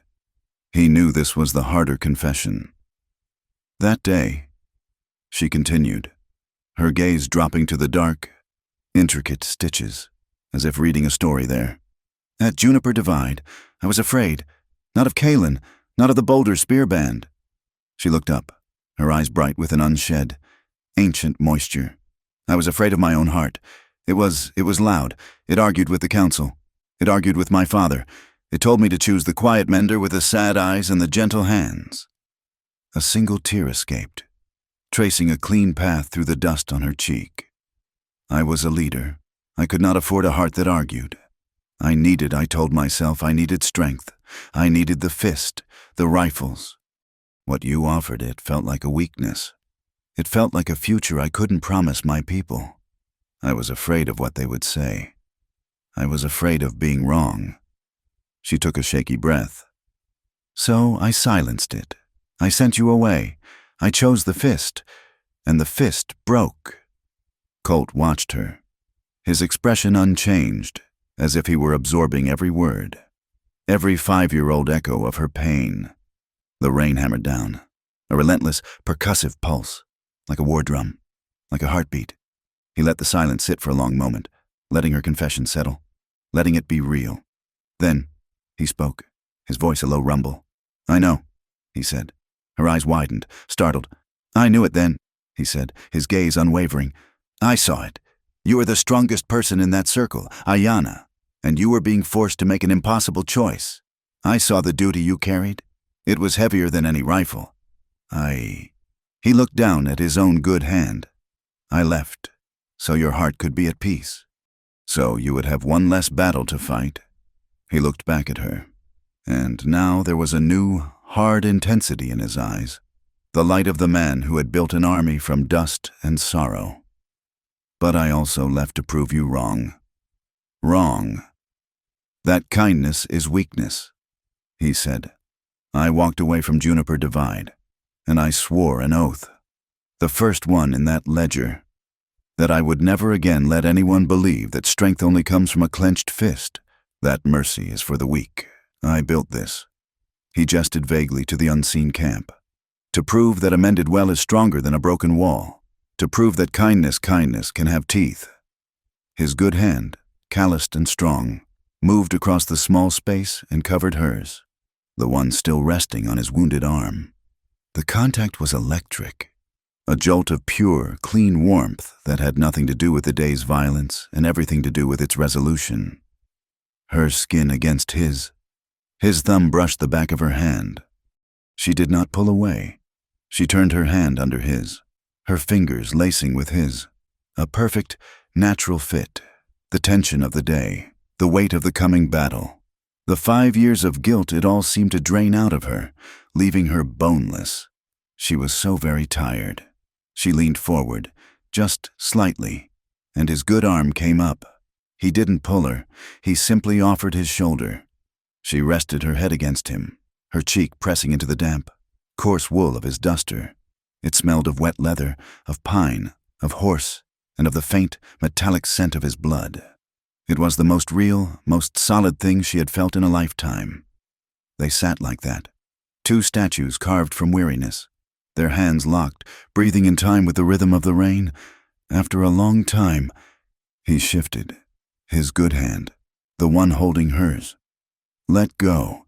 A cold spike of panic hit her, but his hand moved, coming up to her face.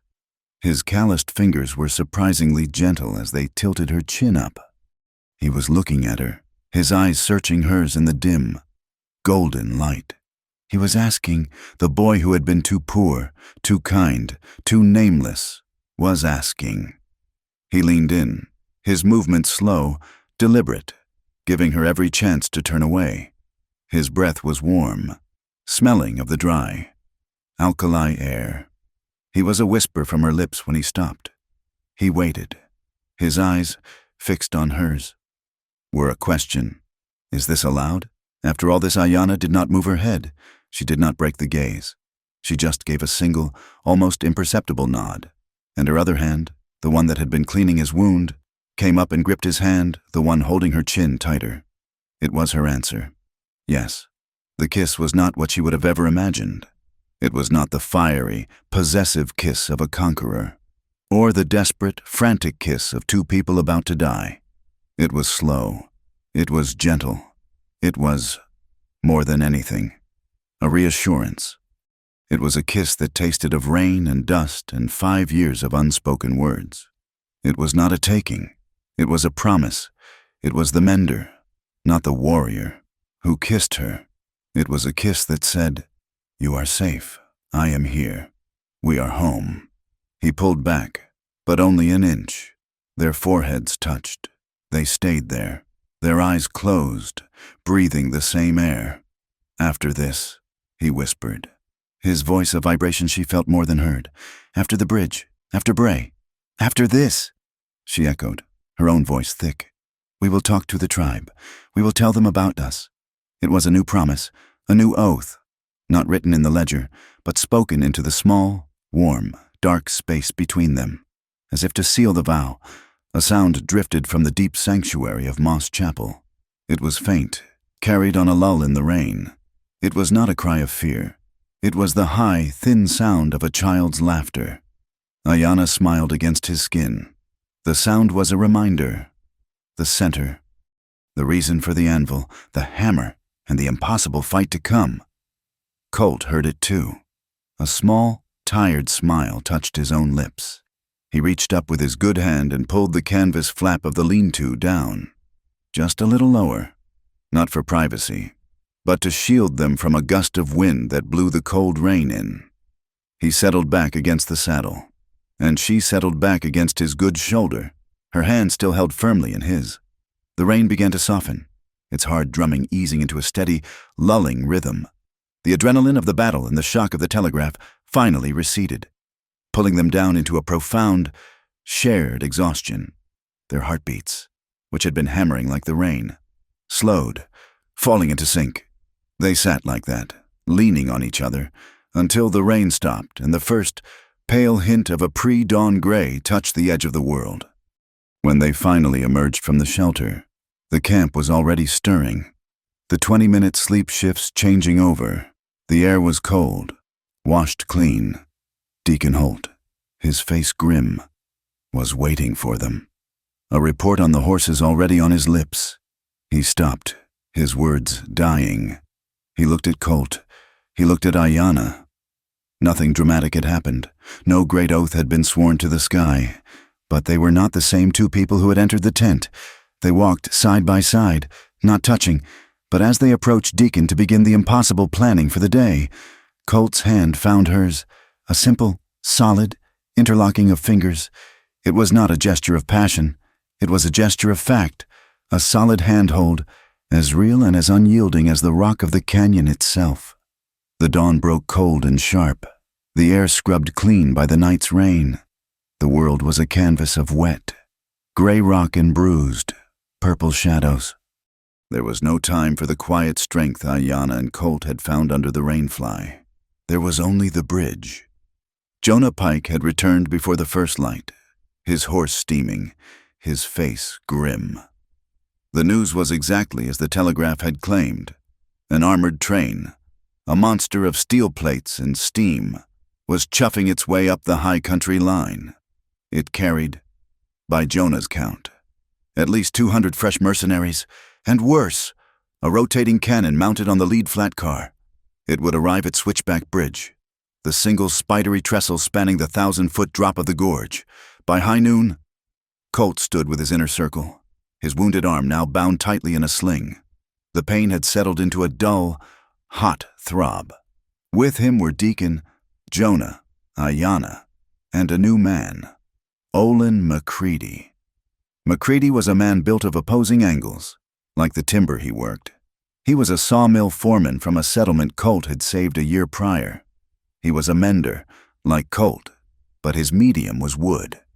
"We can't destroy the bridge," Colt said, his voice flat. It was the first, non-negotiable rule. "It's the fifth promise, a road for trade. It's our only way to get grain in and silver out. If we blow it, we starve ourselves. We just need to stop him. Then we don't blow it," Olin McCready said, his voice a practical, dry rasp. He knelt, scraping a diagram in the damp earth. He drew the high, arching line of the trestle. "We jam it." He looked up, his eyes bright with an engineer's cunning. "It's an old trick. We don't touch his charges. We don't touch the track. We work underneath. We build a false brace, a subframe, bolted right to the underside of the main girders, just past the apex. We'll set a heavy oak shim, slicked with grease, right where the engine's drive axle will pass." "You want to wedge the train?" Deacon asked, his scarred face incredulous. "Exactly." McCready said. "It'll catch the axle box. It won't break it. It'll just lift the drive wheels a half-inch off the track and jam them solid. She'll stop dead, trapped, in the middle of the span, high and dry." It was brilliant. It was audacious. It was a carpenter's solution to a soldier's problem. "But the engineer," Colt said. "He'll be moving fast. He'll hit it too hard. He'll break the wedge, or derail." "No, he won't," Colt said, a cold, thin smile touching his lips. He turned to Jonah. "I need you to take that telegraph clerk. I need you to get him back to Crimson Station. You'll slip in. Send one message to Lucius Bray's main office, and slip out. You'll make them think the clerk escaped and sent it." "What's the message?" Jonah asked. Colt looked toward the distant, unseen bridge. "Message reads, Hawk's men are at the bridge. They've wired the main pylons. Heavy charges. They're waiting to blow it. Send that, then cut the line for good." Ayanna saw the strategy instantly. "You're bluffing. You're making them afraid of an explosion that isn't there." "Exactly," Colt said. "If that engineer thinks the bridge is mined, he won't come at it full steam. He'll crawl. He'll ease onto the bridge, slow and cautious. And when he's moving that slow, McCready's wedge will catch, smooth and certain. It'll buy Olin's work the time it needs." It was a two-pronged attack, one of psychology, one of physics. "Ayanna," Colt turned to her. The shared breath in the rainfly was gone, replaced by the crisp, urgent air of command, but the trust was there, absolute and unbroken. "You're with me. When that train stops, they'll parley. You will be the voice. You speak for this land. You speak for the water. And if they don't parley," she asked, her hand instinctively touching the knife at her belt, "then you command the basin defense." Deacon Holt cut in. He stepped in front of her, his expression all business, "which means you need the signals." For 10 minutes, in the frantic, cold dawn, Deacon drilled her. His calloused, scarred hands flashed in the air. A closed fist, held high. Hold position. Do not fire. A flat palm. Pushing forward. Advance. Controlled push. 2 fingers. Snap to the side. Scatter and regroup at the rally point. She learned them instantly. Her mind was as sharp as her blade. She was a leader, and this was a new language of leadership. High noon. The heat was a tangible, oppressive thing. The switchback bridge shimmered in the air, a delicate, black spider web of iron and timber strung between 2 massive cliffs, hidden below, clinging to the underside like cliff swallows. Olin McCready and his team of 20 carpenters had just hammered the final bolts into place. They had worked for 4 straight hours, hanging over a 1,000-foot drop. Their only sound the muffled tapping of hammers and the whistle of the wind in the gorge. Hidden in the rocks, on both sides of the bridge, were 200 of Colt's best riders. Not the hammer, not the anvil. This was the net. They were silent, dismounted, their rifles resting on the hot stone. Ayanna stood with Colt at the primary command post, a rocky outcropping 200 yards from the bridge entrance. Then came the sound. A low, chuffing pulse, growing heavier. A long, mournful whistle echoed off the canyon walls. And finally, the smoke. A plume of thick, greasy, black coal smoke. The train appeared. It was a beast, an iron-plated engine, pushing a flat car mounted with a rotating cannon. Behind that, a long, armored boxcar, its sides pierced with rifle ports. It looked less like a train and more like a battleship on rails, but it was moving slowly. Colt's psychological ruse had worked. The engineer was easing the train onto the bridge, his head out the window, his eyes scanning the pylons for the dynamite that wasn't there. The engine chuffed, its heavy pistons driving. It crept past the halfway point. It reached the apex, right over McCready's hidden trap. It happened instantly. There was no explosion. There was only a sound, a high-pitched, agonizing screech of metal seizing metal, a sound that set every tooth on edge. It was followed by a deep, reverberating thud that shook the entire bridge. The engine's massive drive wheels lifted just a fraction of an inch, locked solid. Steam vented in a massive, furious cloud. The train was stuck. For a heartbeat. There was absolute silence. Then, whistles. Men shouted from inside the boxcar. The side doors slid open, and mercenaries began to pour out, leaping onto the narrow wooden walkway of the bridge. They were expecting a fight. They were expecting dynamite. They got something worse. At a single silent hand signal from Deacon, the net rose. 200 men, standing up from the rocks on both sides of the gorge. A perfect, inescapable crescent of rifles, all aimed at the 200 mercenaries now trapped on a narrow plank of wood. 1,000 feet in the air. With no cover and no retreat, it was checkmate. A man in a clean black suit stepped from the train. He looked at the surrounding rifles, his face pale and incredulous. This was Mr. Colgrave, Lucius Bray's legal man. What is the meaning of this? This is property of the... He was cut off by movement. Colt Merriweather walked out of the rocks. He walked alone. His left arm was in its white sling, a stark contrast to his trail-worn duster. His right hand was empty. He walked onto the bridge, toward the cannon, toward the 200 guns. The steam from the stalled engine swirled around him, coating his hat and shoulders in a fine, black soot. He stopped 30 feet from Mr. Colgrave. "This bridge," Colt said, his voice quiet but carrying easily in the stunned silence, "connects to the lands of the Ironwater Apache. You are trespassing." "We have deeds federal charters," Colgrave sputtered, his indignation fighting his terror. "You have paper," Colt said. He reached into his duster with his good hand and pulled out the thick, oat-skin ledger of oaths. He held it up. "I have this. This book holds the names of the people of this land. It holds the signatures of my men. In this territory, Mr. Colgrave. A signature is heavier than a bullet, and your charter it's just paper." "What do you want?" Colgrave hissed. "Ayanna," Colt said, without turning. Ayanna stepped out, standing just behind him. She spoke, her voice clear and cold, echoing in the gorge. "You will contact Lucius Bray. You will tell him his claim on Ironwater Canyon is null and void. You will pay in gold for the damages your men caused at Juniper Divide, and you will withdraw every armed man you have from this territory, permanently." Colgrave let out a hysterical laugh. "And if we don't, you'll murder us all, a 200-man massacre." "No," Colt said. He looked at the mercenaries, at their nervous, sweaty faces. "You do those things and I let your men walk away. You can keep your boots. You walk back to Crimson Station, your guns, your cannon, and your train. They stay, as collateral, payment for the trouble." It was the ultimate humiliation, mercy as a weapon. Colgrave hesitated, his mind racing. He looked at the rifles. He looked at Deacon Holt, who had moved up to stand beside Colt. Colgrave's eyes darted to Deacon, perhaps sizing him up. Deacon just smiled his awful, scarred smile. He didn't reach for a gun. He simply unbuttoned his duster. Underneath, he wore a thick, quilted vest. He tapped it, hard. It made a dull, heavy, metallic thunk. A steel vest, a silent message. "We're not fools. We're not afraid. And we are prepared for your brand of treachery." Colgrave deflated. I must telegraph Mr. Bray. I am not authorized to.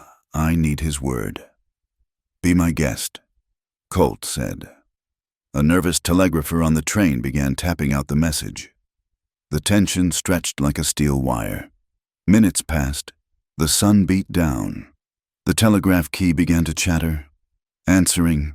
The operator transcribed it, his hand shaking. He gave the paper to Mr. Colgrave. Colgrave read it, and his entire demeanor changed. The fear vanished, replaced by a slow, creeping, arrogant smile. He looked up, his eyes glittering. "Mr. Bray," he said, his voice dripping with newfound confidence, "finds your terms amusing. He wants me to congratulate you on your clever trap, Mr. Merriweather." Colt's face hardened. "He refuses." "Oh, he doesn't just refuse," Colgrave said, straightening his suit jacket. "He told me to tell you proceed with Plan B. You see, Hawk, you're a fox, but you're in the wrong trap. While you are gathering your 200 men up here, while you and the Apache woman are standing on this bridge, who, exactly, is guarding the back of your canyon?" Ayana's breath caught. The lower spring, the secret source. Bray's other team. Colgrave sneered. "The one that wasn't intercepted. They are, at this very moment, at the Blue Throat Narrows. They are sealing the source of your spring. You've won a bridge, Merriweather, but you've just lost your water, and your precious families in that cave are about to die of thirst." A cold spike of horror shot through Ayana. She looked at Colt, her face ashen. Colt did not look horrified. He did not look surprised. He looked, if anything, faintly disappointed. He let out a long, weary sigh. He looked at Deacon. He always overplays his hand. He's not a strategist. He's just a bully with a checkbook. He turned his cool, steady gaze back to the stunned Mr. Colgrave. "Plan B. Yes, the attack on the lower narrows. The one Calder Pike was supposed to be leading." Colgrave's smile wavered. How did you really think?" Colt asked, his voice soft. "That I brought all my men here? Did you think I would leave my back door open? These 200 men? This is just the welcoming party." He looked past Colgrave, at the stunned mercenaries. "Your boss is a fool. He thinks in straight lines. He doesn't understand." He turned and looked at Ayana, and a small, fierce spark of pride lit his eyes. "He doesn't understand," Colt said, "that while you were planning this, I sent my other 150 riders the hammer down Dry Lantern Gulch 2 hours ago. He doesn't understand that they're not alone." Colt looked back at Colgrave, his voice dropping to a final, cold note. "He doesn't understand that they're being guided by Ayana's own warriors. They're already at the Narrows. They're waiting." The smile was gone from Colgrave's face, replaced by the slack-jawed shock of a man who has just watched the world fall out from under him. "Your train is jammed," Colt said, taking a step forward.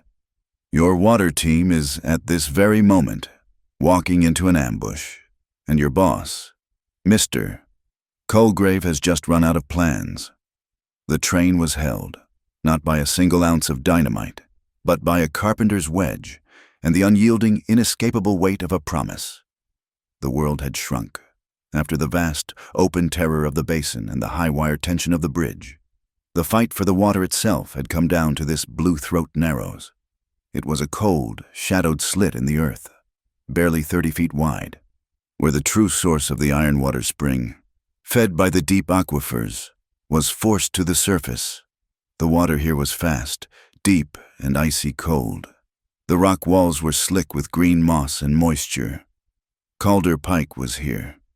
Having fled the hammer and anvil with the remnants of his pride and a core of his hardest men, he had met Bray's Plan B force. He was a man cornered, a rabid wolf, and this was his final, desperate lunge. He had lashed together 3 crude, heavy rafts from timber stolen at the rail camp, and he was poling his men, perhaps 70 in all, down the fast current. Their goal, a wide, flat beach just above the Narrows, the perfect place to plant their remaining explosives and dam the spring for good. He didn't know the Narrows were already occupied. High on the cliffs, in positions they had taken hours before, were Ayanna's people, mixed with Deacon's men. They were not warriors in the open, but ghosts in the rock. And above them all, on a sun-facing ledge, crouched Marisol Quintero. She was not aiming her rifle. She was aiming her signal mirror. Calder's lead raft entered the throat. He stood at the front, a long pole in his hand, his face a mask of fury. Marisol's mirror flashed, a complex, rhythmic series of pulses aimed at a high cluster of boulders where Deacon and Ayanna watched. The signal was, "Jam the current, now." Ayanna relayed the signal, a sharp, single cry in her own tongue. On the cliffs above the Narrows, several of her tribesmen, old men and strong youths who knew this rock better than their own hands, leaned their full weight on massive, 6-foot pry bars. The bars were wedged under the keystones, massive boulders and dead logs they had spent the morning positioning. The stones tipped, they fell. They hit the water not with a splash, but with a deep, bone-jarring crunch and thud. The first raft, Calder's raft, was struck, its front end splintering, throwing 2 men into the churning, icy water. The second raft slammed into the first, and the third slammed into the second. In seconds, the Narrows were a chaotic, shrieking logjam of spinning rafts, splintered wood, and floundering men. The current, blocked, began to rage, tearing the crude vessels apart. "Now!" Calder roared, trying to aim at the cliffs. But a new sound cut through the panic, a single, long, piercing whistle. Deacon Holt, from both sides of the narrow gorge. Ropes snaked down. They were weighted. They were thrown with the precision of cattle wranglers, which many of Deacon's men were. The loops didn't aim for necks, they aimed for arms, for torsos, for men clinging to the rocks. Calder's mercenaries shrieked, expecting to be hanged. Instead, they were hauled up, sputtering, coughing, half-frozen and utterly defeated. They were dragged over the lip of the cliff, their hands bound, where they were met not with a knife, but with a pile of dry blankets. They were shoved to the ground, shivering, alive, and out of the fight. High above, Marisol's rifle finally began to crack. Her shots were spaced, methodical. A mercenary on the third raft raised his rifle. A bullet splintered the stock, tearing it from his hands. Another man tried to use his oar to pull them free. Marisol's next shot snapped the oar in 2. Just above the blade, she was disarming them, one by one. She was enforcing the law. Victory by control, not by corpses. Calder Pike was insane with rage. He was trapped on the wreckage of his lead raft, the current boiling around his knees. He saw his men being plucked from the water, his entire force dismantled without a real battle. "No!" he screamed, and he pulled a massive, short-barreled pistol from his belt, a hand cannon, heavy-gauged and loud. He didn't aim at a man. He didn't aim at Marisol. In a fit of pure, spiteful fury, he aimed at the rock wall beside Ayanna and pulled the trigger. The explosion was deafening in the enclosed space. The heavy slugs slammed into the cliff face, sending a spider web of cracks through the stone. Ayanna, who had been on a lower ledge directing her scouts, heard the sickening groan of shifting rock above her. A young Apache boy, no more than 15, was on the ledge with her, acting as her runner. He froze, his face tilted up, his eyes wide with terror at the tons of rock shearing loose above him. Ayanna did not shout. She did not hesitate. She lunged, shoving the boy with her entire body, throwing him flat into a shallow, moss-lined alcove in the rock. She tried to dive in after him, but she was too late. The slab of rock came down, a grinding, terrible avalanche. It missed her, but a large, jagged piece of shattered shale sliced across her arm as it fell, tearing through her sleeve and her skin. A long, hot, searing scrape from shoulder to elbow. She cried out, a sharp gasp of pain, as she fell to her knees, clutching the arm, the blood welling, dark and immediate, against her skin. "It's not over," Calder bellowed from the wreckage. Fumbling to reload his cannon, "I'll bring the whole wall down on you." "Yes, it is. Calder." The voice came from behind him, from the mouth of the Narrows, at the place he had just entered. Colt Merriweather sat on his gray roan. Whisper. He was at the river's edge, calm, his duster dark with rain and sweat. Behind him, emerging from the dry wash of Catclaw Rise, was the rest of his cavalry. The net from the bridge. They fanned out, sealing the only escape route. Colt had his pincer. The Narrows were closed at both ends. Calder Pike stood frozen, knee-deep in the raging water, his useless pistol in his hand. He looked up at Ayanna, bleeding on the ledge. He looked at Marisol, her rifle now aimed squarely at his chest. He looked at Deacon, standing on the cliff above him, coils of rope in his hands. And he looked at Colt, the man he could not beat, blocking the sun. He dropped the pistol. It vanished into the white water. "It's over," Colt said again. He dismounted, his face grim, his own bandaged arm a dull, throbbing counterpoint to Ayanna's fresh wound. "I'm tired of chasing you. Pike, it all ends, right here." Colt waded into the river, the icy water pushing at his legs, until he stood face to face with the defeated mercenary. "Lucius Bray," Colt said. "We have his train, we have his man, Colgrave, we have his telegraphs, but Bray couldn't have done this alone. He needed paper. He needed the law to look the other way. Who signed the documents that let him steal this water?" Calder was broken. The fury was gone, replaced by a hollow, shivering exhaustion. He looked at the men around him, all bound. He looked at the sheer, inescapable walls. He finally spoke, his voice a hoarse croak. "You'll never beat Bray. He owns everyone." "Not everyone," Colt said. "The name, Calder." Calder let out a harsh, wet laugh. "You want a name, I'll give you a name. Harlan Dow, County Registrar Harlan Dow. He's the one. For a price, Dow will stamp a deed saying the devil owns the church. He signed every paper, stamped every claim. He made Bray's theft legal." "Harlan Dow," Colt repeated, memorizing the name. It was the last piece. "Colt," Deacon's voice called from above. "She's here." Colt looked up. A new figure was riding into the Narrows, flanked by two of Colt's own men. It was a woman, sitting tall in a man's saddle, her face stern, her duster worn. A silver, 5-pointed star was pinned to her vest. Marshal Eliza Worth. She had received Colt's telegram from the bridge and had ridden hard. Colt grabbed Calder's arm. He dragged the mercenary from the water and threw him onto the bank at the marshal's feet. "Marshal," Colt said, his voice respectful. "Calder Pike, wanted for raids in 3 territories. I'm handing him over to you, and he just gave a full confession.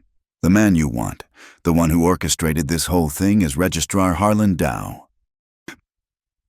Marshal Worth looked down at the shivering Pike, her eyes cold. "I heard him, and I'll have him. Thank you, Mr. Merriweather." The battle was over. The aftermath began. The sun was sinking, turning the spray from the Narrows into a mist of blood-red iron. The camp was a portrait of exhaustion, but it was not a camp of vengeance. It was a camp of logistics. Ayanna, her arm crudely bandaged by one of her own women, ignored her own pain. She organized the women and elders, who had come from the safety of Heart Basin. In less than an hour, they had fires going. Not war fires, but cooking fires. They hauled out the meager supplies they had, supplemented by colts, and began making huge pots of hot broth and corn soup. Doc Penfield, his bag nearly empty, moved through the captured men. He was a whirlwind of humane efficiency. One of Pike's men, a young man with a bad rope burn on his neck, flinched as Penfield approached. "Just get it over with," the prisoner spat. Penfield just clicked his tongue. "Hold still. This will sting. You're lucky it didn't get infected in that filthy water." The prisoner watched, stunned, as the doctor cleaned his wound, applied a salve, and wrapped it in a clean bandage. He then pushed a tin cup of hot soup into the man's bound hands. The prisoner stared at the soup, his face crumbling in confusion and shame. This was a defeat more total than any bullet. The prisoners were gathered. They were fed. Their wounds were treated. Then, Colt brought out the ledger of oaths. He did not ask them to sign it. That was for allies. He laid out a separate sheet of paper, a parole, one by one. The 70 captured men signed, or made their mark, on a document vowing to leave the territory and never again raise arms for Lucius Bray. And one by one, their hands were stamped with the red ink of the hawk's eye, the mark of men who had been spared. They were given their blankets and sent walking. As the last light of the sun baked the cliffs a final, deep crimson, the camp was quiet. The sound of the Ironwater Spring, flowing fast and clean through the narrows, past the wreckage of the rafts, was the only sound. It was clear, it was strong, and it was free. The war was over, but the peace had not yet begun. The victory at the bridge and the capture at the Narrows had broken Bray's armed forces, but the true weapon, the one that had started it all, was still loaded the law. 2 days later, the sun beat down on a small, weather-beaten shack at a dusty crossroads known as Willow Spur. It was an old, failed trading post, its front porch sagging. But today, it was the most important building in the territory. This was the court shack, a place of neutral ground, where the community would render its judgment. Marshal Eliza Worth, her silver star gleaming on her duster, stood on the porch. She was not running this. She was, as she had put it, a federal witness to a local proceeding. Inside, the shack was cramped. 7 people sat on a rough-hewn bench. This was the jury, summoned by Colt's riders from every corner of the territory. There was Olin McCready, the carpenter, his hands stained with grease from jamming the train. There was Sarah Fincher, a rancher's wife from the High Plains, whose cattle Bray had tried to rustle. There was Jonah Pike, his arms crossed, his face impassive.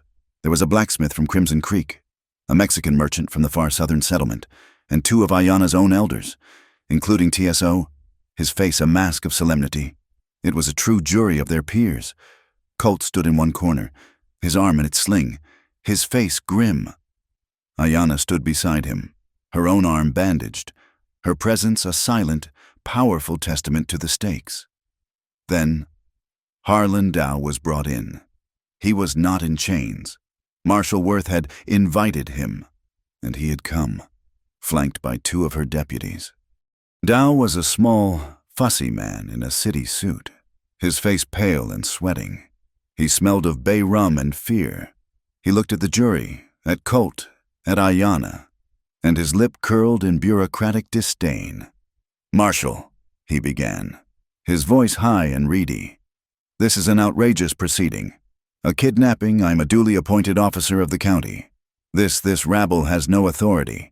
They have the authority of being the ones who had to dig graves," Marshal Worth said, her voice cutting like ice. "Sit down, Mr. Dow. You are not here on trial. You are here to answer for your paperwork." The evidence was laid out on the shack's dusty counter, weighted down with rocks. First, Colt presented the maps. The originals, secured from the county office, showed the watershed clearly. The Ironwater Springs marked as Apache protected territory from an old treaty. Beside it, he placed the forged map, the one Dow had filed, where the lines had been subtly, expertly redrawn, making the springs appear to be on unclaimed railroad land. Second, Mr. Colgrave, the man from the train, was brought in, shivering, his fine suit now rumpled. He presented the invoices, page after page, billing Lucius Bray for security services, payments to Calder Pike, payments for rifles, for ammunition, for the 30 barrels of black powder, and third, the final piece of evidence, the telegram. Marshal Worth read it aloud, her voice cold and steady. To Calder Pike, priority. Forget the men, they will run. Hit the women first. Hit them hard. A burning lodge and a screaming woman is a better route to fear than a dozen dead fighters. Stop the heart, and the body will fall. B. A sick silence filled the room. Sarah Fincher, the rancher's wife, put a hand to her mouth. Harlan Dow went a shade paler. This, Marshal Worth said, is what you stamped, Mr. Dow. You did not just stamp a land deed, you stamped this. Dow found his courage. The courage of a rat in a corner. I stamped what was presented. I am a registrar, not a surveyor. The documents were in order. The fees were paid. I followed the law I am not responsible for tactical disagreements between landowners. Tactical disagreements. Ayanna's voice, low and shaking with a cold fury, filled the shack. She stepped forward. She was not holding a map. She was not holding an invoice. She was holding a book. It was not Colt's ledger of oaths. It was her own, a thin, worn ledger, bound in deerhide. This, she said to the jury, is my paperwork. She opened it. You have your invoices, Mr. Colgrave. Here is mine. 3 women from the Salt Juniper Spring, taken by Pike's men. We never found them. I have their names here. She turned a page. Old Man Tso's son. He went to parley with the first surveyors. He did not return. His name is here. She turned another page. The child, Nalin's daughter, who died of thirst on the march to Ironwater, after your men poisoned our well. Her name is here. Her voice did not rise. It was a quiet, terrible accounting. You said you stamped valid forms, Ayanna said, her eyes boring into Dow. You say you followed the law, but your paper, your law, is written in ink. My law, my ledger is written in blood, the blood of my people. Now, you look at this jury, Mr. Dow, and you tell them which paper has more weight. She closed the book. The sound was as final as a gavel. Harlan Dow said nothing.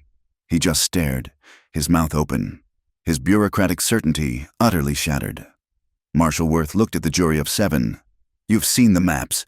You've heard the testimony. This ain't a federal court. We ain't deciding a hanging. We are deciding the truth of the water. Does it belong to the man with the forged paper, or the people who live by it? And is this man, Harlan Dow, a party to the fraud? The jury didn't even leave the bench. They huddled, whispering amongst themselves. Olin McCready, Sarah Fincher. TSO they spoke in low, earnest tones. It took less than 5 minutes. The blacksmith, a large, solemn man, stood up. We find, he said, his voice a low rumble, that the water of Ironwater Canyon belongs to the Apache people who live there, as it always has. We find that the deed registered by Lucius Bray is a fraud, and it is null and void. He turned his gaze to Dow, who seemed to shrink. And we find that Harlan Dow, by his own admission, knowingly stamped a false document that led directly to the loss of life. He ain't a murderer, but he ain't an innocent man. He is to be detained by the marshal and held for the district court on charges of conspiracy and fraud. It was done. Dow sputtered. He pleaded, but the marshal's deputies took him, gently but firmly, by the arms. You can't, he cried. Bray will hear of this. He will ruin you. He will ruin all of you. Mr. Dow, Marshal Worth said. Mr. Bray is currently a man with no army, no train, no cannon, and a federal warrant coming for him. I think we will take our chances. She pulled a fresh sheet of paper from her saddlebag. With a pen, she began to write. She wrote for a long time. Then she signed it and pressed her federal seal into the hot wax she dripped at the bottom. She handed the paper to Ayanna. "This," the marshal said, "is a temporary protection order from the United States Federal Marshal's Office. It recognizes the Apache community of Ironwater as the sole, legal stewards of the canyon and its watershed. It forbids, under penalty of federal law, any armed group from approaching within 20 miles. It is temporary, but it will hold until the circuit judge arrives. And I will make sure he sees this." Ayanna took the paper. It was heavy. It was real. It was a shield, forged of their own victory and backed by the very law that had tried to erase them. The shack emptied. The jury dispersed, riding back to their homes, their duty done. Dow was taken away, a complaining, gray little man, his power broken. Colt and Ayanna were left alone on the porch, the afternoon sun turning the dust to gold. Colt let out a long, slow breath. He gestured with his good hand to the document in her grip. "That's 4, he said quietly. She looked at him, her eyes questioning. "The 6 promises," he clarified. "Water, food now that your land is safe. Security, the marshal just gave you that. Justice, we just watched it happen."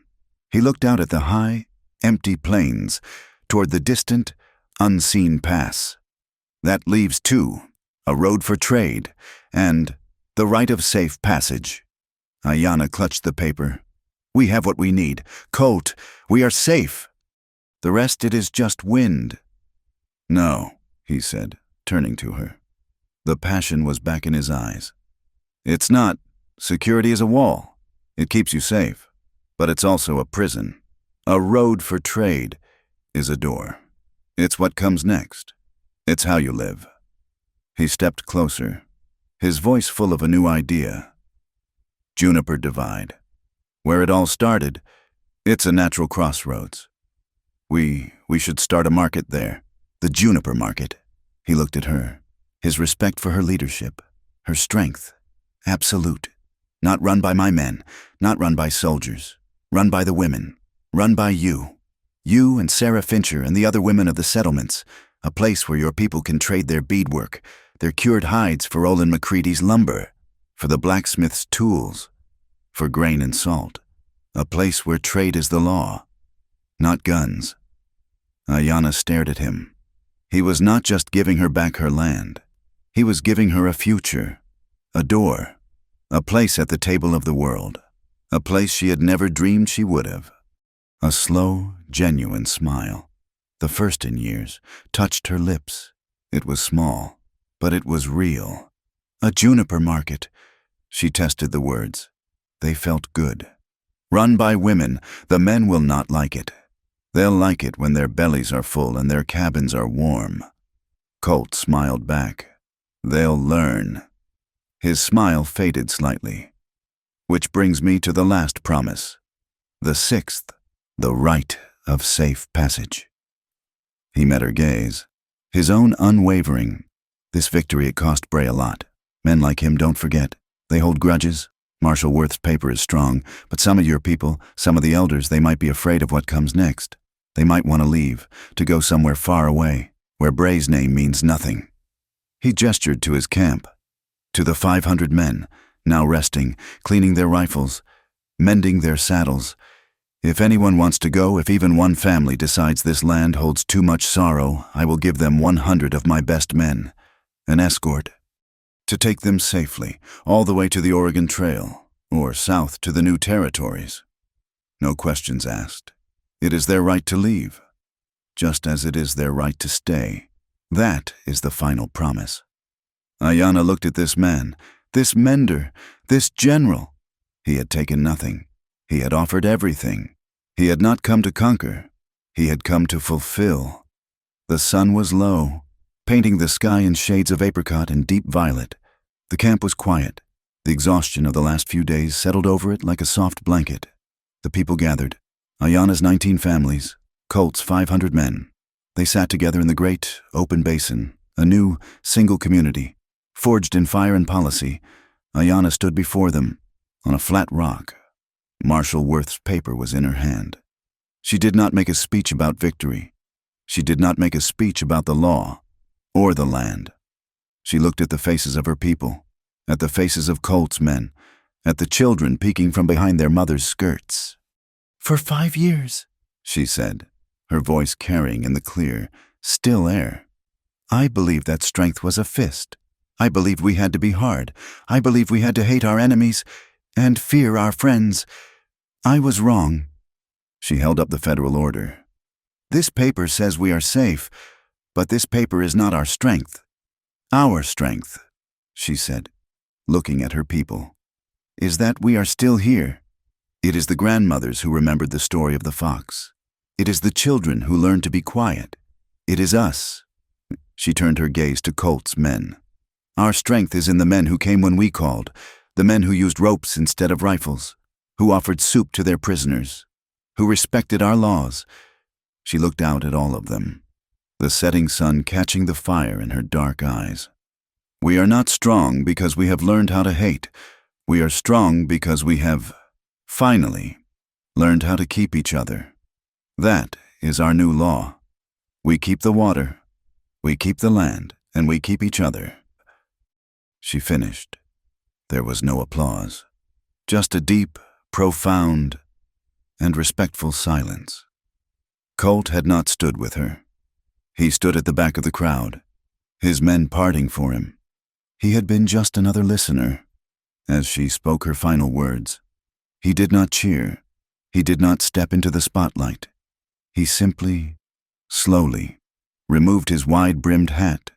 He held it in his good hand, and he placed it over his heart, a silent, loyal, an absolute salute to his leader. The night was quiet. It was a quiet so deep and profound that it felt like a physical blanket laid over the canyon. The war was over. The battles, which had raged with the sound of cannon fire, rifles, and screaming men, had given way to this. The simple, clean crackle of a dozen small campfires, the low murmur of voices, men and women talking not of strategy or fear, but of the rain, of the repaired bridge, of the future. The high, thin wail of a harmonica, not Colt's, but another man's, playing a slow, gentle tune. And from the deep protected caves of Moss Chapel and the newly erected lodges came the most precious sound of all, the deep, rhythmic breathing of sleeping children. The 31 children of the Stonehawk tribe slept a true, unworried sleep, their small bodies finally uncoiled from the tight knot of fear. They were safe. Their dreams were not troubled by the sound of heavy boots or the smell of smoke. In the center of the basin, near the mainspring, Colt sat with his command staff, but it was not a war council. It was a council of deconstruction. "The truth is," Colt said, staring into the flames of their fire, his good arm resting on his knee, "the Hawks' men are finished. We were an army, and the desert doesn't need another army." Deacon Holt grunted, polishing a piece of rifle lock. "You go soft. Boss, we're the only law in 500 square miles." "No," Colt said. "We're the start of the law. An army is a fist. A community is a hand. We need to open our hand." He looked at the men around him. The 500. They were loyal, disciplined, and now they were unemployed. "The juniper market," he said, the idea taking full shape. "That's the new chapter. Olin McCready needs men to rebuild the rail spur, to haul timber. The free mail route Jonah's planning needs guards, station men. The settlements will need patrols, a real constabulary, not a vigilante force." He laid it out, a plan not of battle, but of life. The army would be dissolved. In its place, a community guard, maybe 100 men, rotating, paid a fair wage, not in looted gold, but in bushels of grain, in sacks of salt, in bars of traded copper. The rest of them, the carpenters, the smiths, the farmers, they would be given first chance at the jobs this new, open trade route would create. They would lay down their rifles and pick up their hammers. They would cease being a legion of the homeless and become settlers. Deacon Holt listened, the firelight playing on his scarred face. He nodded, slowly. "It's a good plan, a soft order, but it'll be chaos for the first 6 months. These men, they're soldiers, not shopkeeps. They'll need a hard hand to guide the transition. Which is why, Colt said, I'm asking you to stay. Deacon looked up, surprised. Me, I'm a brawler. Boss, not a mayor. I need a brawler. I need someone to make sure the brawling stops. 3 months. That's all I ask. Be the market's first sheriff. You and Marisol teach the new guard. Keep the peace. Deacon looked at Marisol, who sat sharpening a long, wicked knife. She just shrugged, a small smile playing on her lips. 3 months. We can do that. Keep the wolves at bay while you build the town. Jonah Pike, ever the scout, pointed south into the darkness. And me. This market needs more than one road. The path to the south is blocked by bandits and rumor. I'll take a group, 50 men. We'll ride south. We'll clear the road, set up way stations. We'll open a free mail route. When we're done, a letter will be able to get from here to Santa Fe in 2 weeks. It was settled. The hammer, the anvil, the net they were being unwoven, retasked to build, to connect, to protect. The meeting broke up. The men sought their bedrolls, their 20-minute sleep shifts now a blessed, full night. The camp settled, the fires burning down to red, winking embers. Colt stood alone, staring at the embers, the weight of the future, a future of peace, settling on him. It felt heavier, in its own way, than the war. You are a long way from here. Ayana's voice. She had approached, silent as a shadow, her moccasins making no sound on the earth. He turned. She was wrapped in a heavy, dark blanket. Her arm, he noted, was no longer in a sling, though he knew the wound was long and painful. She carried herself with a new, quiet authority. I was just dissolving an army, he said, a tired smile touching his lips, and building a home. She finished for him. She looked up. The sky was a profound, bottomless black, washed clean by the rain. The stars were not just lights. They were a river of spilled diamonds, a cascade of cold, ancient fire. The Milky Way was so bright it seemed to have texture. Come, she said, her voice soft. There is something you should see, a place where my people have watched for 1,000 years. She led him away from the sleeping camp, away from the gurgle of the spring. They walked up a narrow path, one he had never seen, one that was hidden by shadow and rock. They climbed for 15 minutes, until they were high above the basin, on a wide, flat promontory of rock, and in front of them, a massive, natural arch of red stone framed the sky. It was Starfall Arch. From here, there was no sign of the camp, no smoke, no fire. There was only the wind, the vast, silent basin below, and the universe wheeling above them. They stood in silence, 2 small figures against the grand, cosmic backdrop. Ayana stepped closer to him. He was so still. She had seen him in battle, a force of nature. She had seen him in council, a brilliant strategist. She had seen him in grief, a man of iron. Now, in the peace, he seemed lost, a man whose purpose was fulfilled, and who was not sure what came next. She reached out and, gently, took his good hand. His calloused fingers, startled, wrapped around hers. She leaned her head, just slightly, and rested her forehead on his good shoulder. He was solid. He was warm. He smelled of wool and dust and the clean night air. "Don't leave," she whispered, the words so quiet they were almost stolen by the wind. He stiffened, just slightly. "Don't leave," she said again, her voice stronger. "Just because the peace has come. Don't become a ghost again. Colt, this place I need more than a guard. I need more than a market." He turned his head, his cheek brushing her hair. He let out a long, slow breath, a breath that seemed to carry 5 years of dust and loneliness with it. "Ayana," he murmured, his voice rough. He pulled back, just enough to see her face in the faint starlight. Her eyes were wide, luminous, and for the first time since he had met her, completely, utterly vulnerable. A slow, tired, half-smile touched his lips. It was the smile of the boy she remembered, the mender, the harmonica player. It had been hiding beneath the general's mask all this time. "I have one last promise left to keep," he said. his voice a low, soft rumble. A promise, the one I made to myself, the day I walked away from Juniper Divide. He said, his good hand, the one not holding hers, came up. He was so careful, as if she were a wild thing that might bolt. He gently, so gently, cradled her jaw, his thumb brushing the high curve of her cheekbone. I promised that if I ever found my way back, I would stay. If you'd have me. If I'd have you, she breathed, the words catching in her throat. He leaned in, slowly, his eyes never leaving hers, giving her every chance to turn away. She did not turn. She rose, just slightly, to meet him, under the river of stars, on the high, silent arch of the world. He kissed her.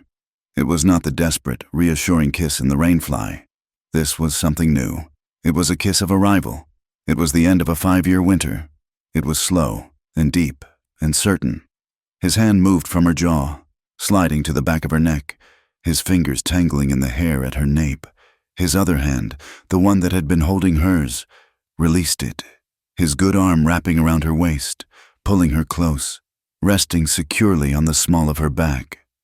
Her hands, no longer needing to hold him, came up to rest on his chest, on the solid, steady beat of his heart beneath the wool duster. It was a kiss of profound and quiet and absolute respect. It was the final, wordless promise. When they finally broke apart, they just stood, holding each other, foreheads resting together, breathing in the cold, starlight-filled air. The war was over. The wandering was done. The next morning, the sun rose on a camp that was already being transformed. It was no longer a military outpost. It was the beginning of a town. Ayanna walked to the center of the camp, where Colt stood, overseeing the distribution of grain. She was not carrying her knife. She was carrying the ledger of oaths.